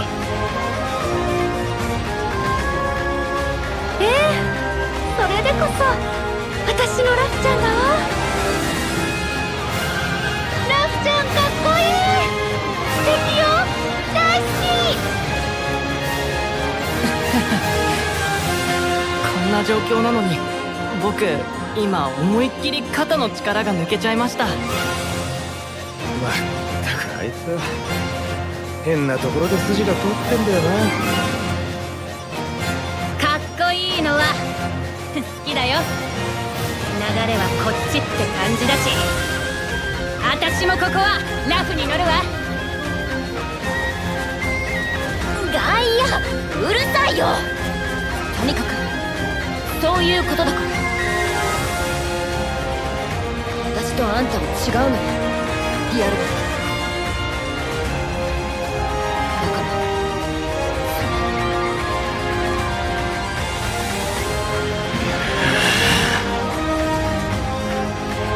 私にはあんたの救済とやらはこれっぽっちも必要じゃないの。認めぬ、そのようなざれ言。そんなくだらぬふざけた理由で我らの望みをくじこうなどと認めてなるものか。認めてもらわなくて結構。私もあんたのやり方は認めないから。きっとあんたにも別の道があったと思う。でもそれを言っても始まらない。だったら深淵にたゆたう魔性の闇があんたの絶望すら漆黒に塗りつぶしてあげるわ。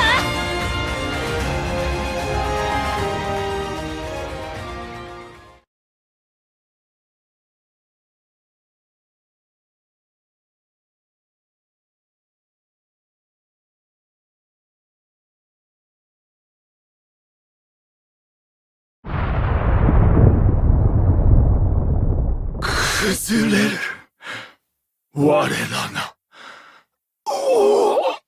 止められぬ。我らはここまでか。悪いけどそういうことになるわ。最後になんか言っておきたいことがあれば聞いてあげる。我らの意識はこの場に散逸し消えゆく。そこには何があるのか。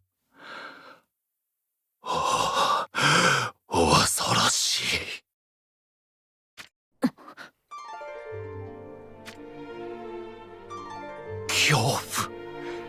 恐怖か。これもまたかつて無数に浴びせられた騒音の中に。恐ろしい、恐ろしい。我らはどこへ。それはきっとあなたたちだけの静かな世界じゃないかな。我らだけの。これは私からのせめてもの花向け。我が真なる闇のカイナに抱かれて安息の中に眠りなさい、とこしえに。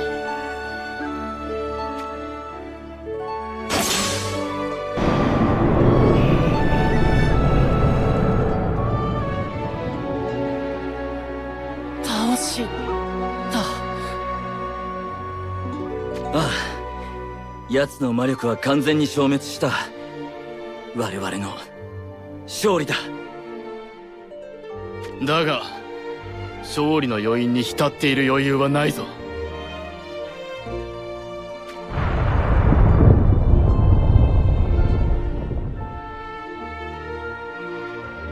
の隙間の世界ももう持たねえな。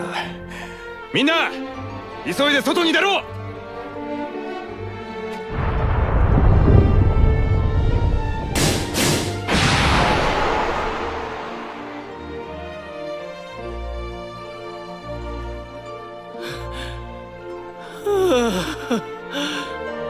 どうにか全員無事のようですね。世界の方もね。でも危なかった。間一髪ってところ。これで終わったんですよね。まだ実感が湧かないか。まあ無理もあるまい。本当だぜ。今回はさすがの俺も覚悟したよ。あいつが本当に完全体になっていたら勝てなかったかもね。どういう意味？ディアルドはまだ余力を残していたとでも？そうじゃないよ。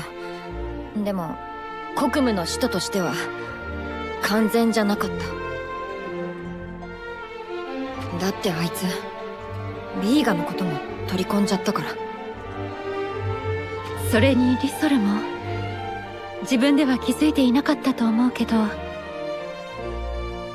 あの子も最後はもう国務の使徒としては失格だったんだわ。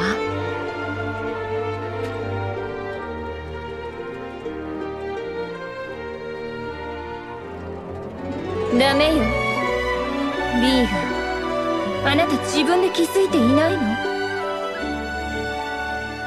何が？あなたさっきから国務の力を使って戦っていないじゃない。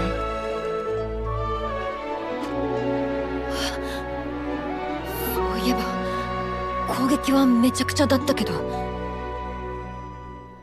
うか楽しかったから。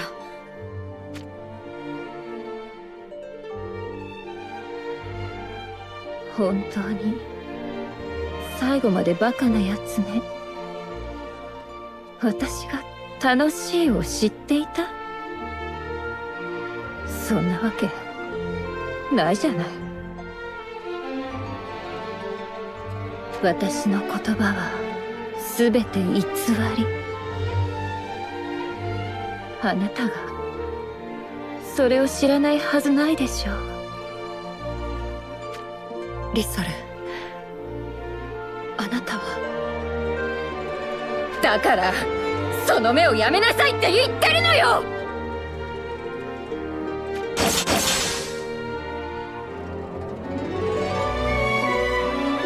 なるほど、そのようなことか。故にディアルドは全ての国務の力を己の糧とできなかっ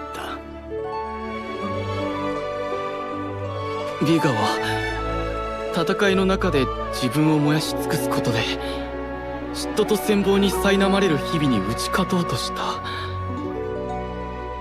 リソルは嘘と欺瞞の奥に抱えた寂しさを再びディアルドと一つになることで埋めようとした。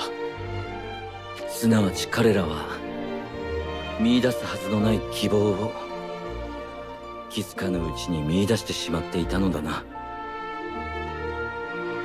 そう思うと彼らの存在にはいくらか同情を禁じ得ません。やはり希望と絶望は表裏一体。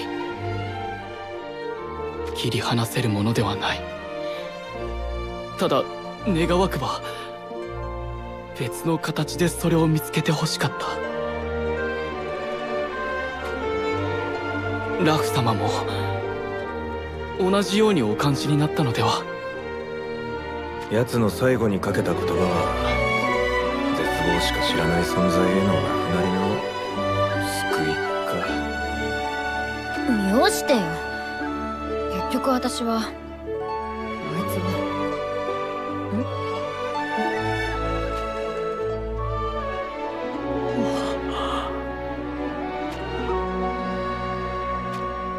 はあいつ確か村がの進化とかなんとか。ね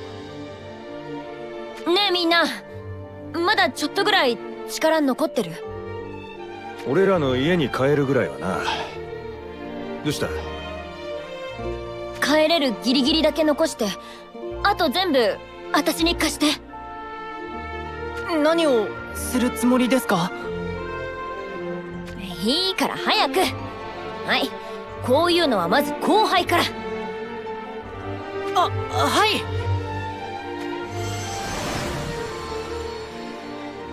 みんなありがとう。今からやることは光の意志には秘密ね。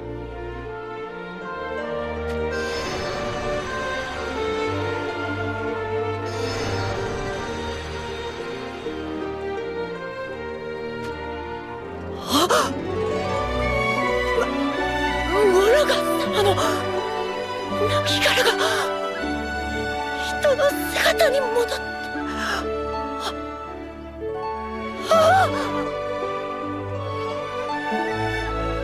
村が様、村が様、よかったですよ。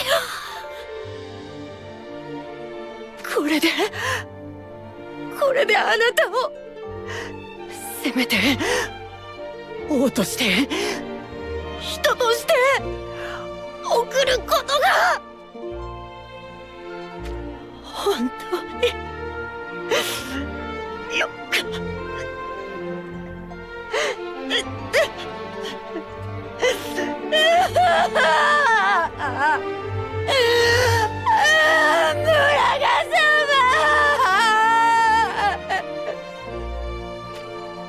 大ボス倒しても誰一人救えませんでしたじゃちょっとカッコつかないでしょ。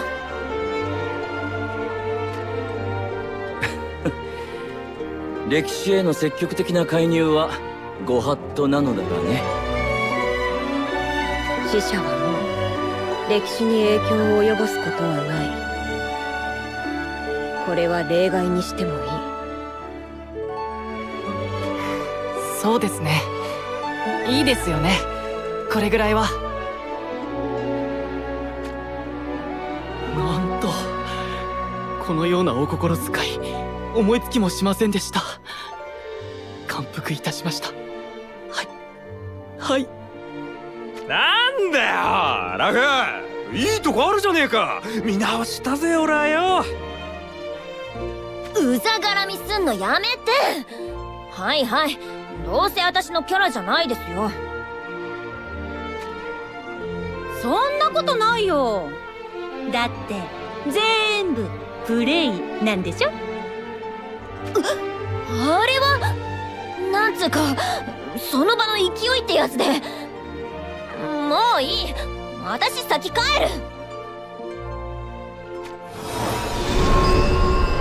あらあら、そんなに照れなくてもいいのに。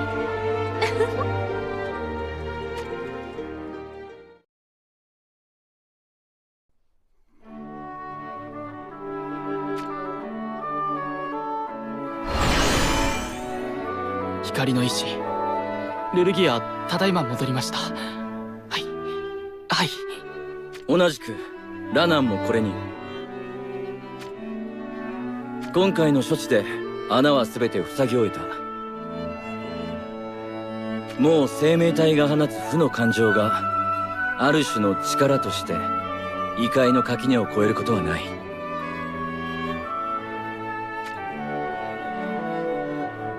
随分と時間がかかってしまいましたが、私も少し肩の荷が下りました。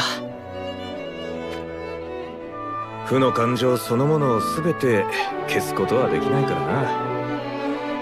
とにかくお疲れさん。光の意志、私たちからも報告がある。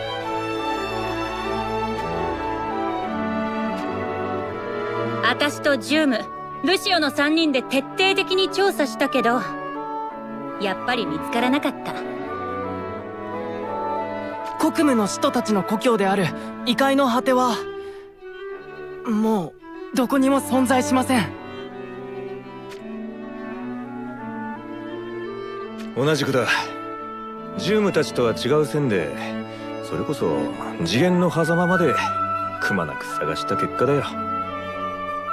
こいつは俺の推測だが、ディアルドは一番最初に自分の故郷を滅ぼしたのかもな。あり得る話だ。ディアルドにとっては忌まわしい場所だったろう。もうちょっといいように考えるとさ、自分たちみたいな存在がもう生まれないようにしたかったとか、どうと言われてもね。もはや本当のことは誰にもわからんよ。じゃあ私はそう思うことにする。その方がいい。ええ、私もセティア様のお考えを支持します。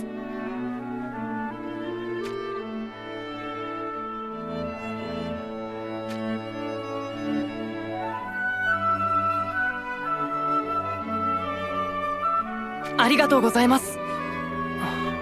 ところで光の意志、ラフさんとペレーネさんは？まさかまたサボっているんじゃ。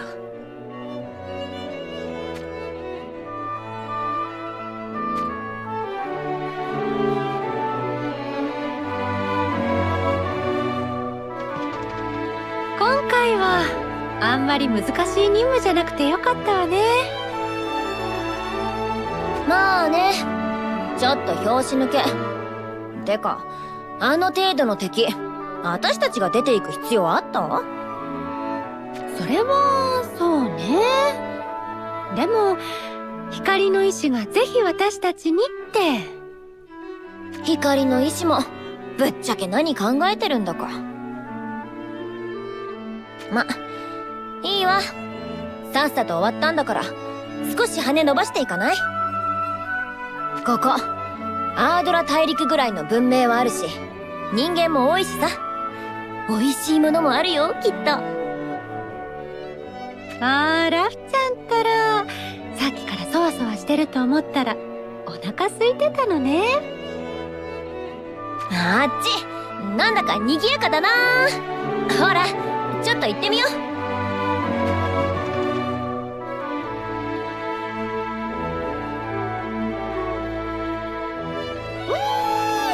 これも美味しいわ。こっちも最高ね。あんた、人を腹ペコ呼ばわりしておいて自分がどれだけ食べるのよ。だって全部美味しいんですもの。ちょっと、どこ行くのよ。兄ちゃん、姉ちゃん。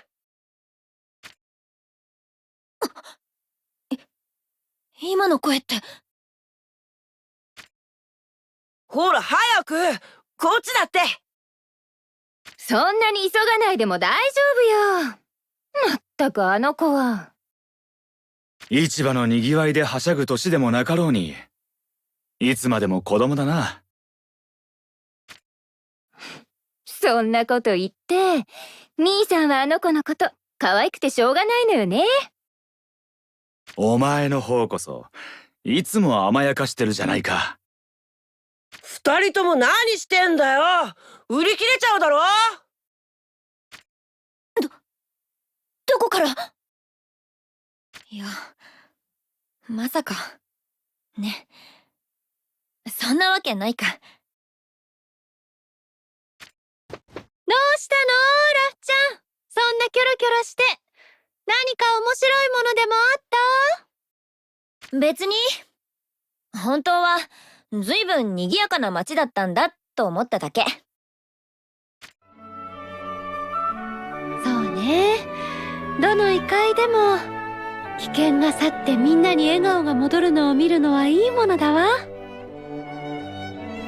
私たちがこの異界を救う前は火が消えたような静けさだったから余計にね。静けさ、静かな世界か。本当にディアルドはそんなもの欲しかったのかな。ラフちゃんなんか言った？だから何でもないって。それよりペレーヌ、あんたいいもん持ってるじゃん。いっただき。そ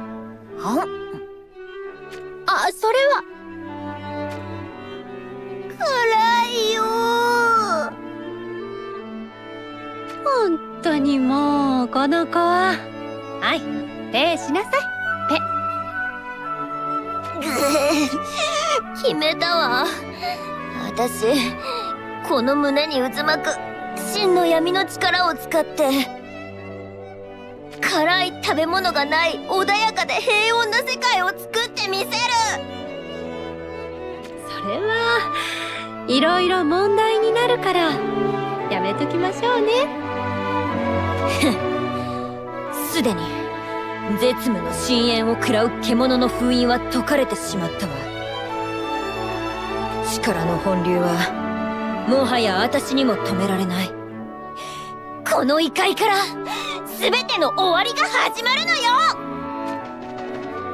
始まりません。もうすぐ変なスイッチ入っちゃうんだから。こら、赤いからってお店のものを全部買い占めようとしないの。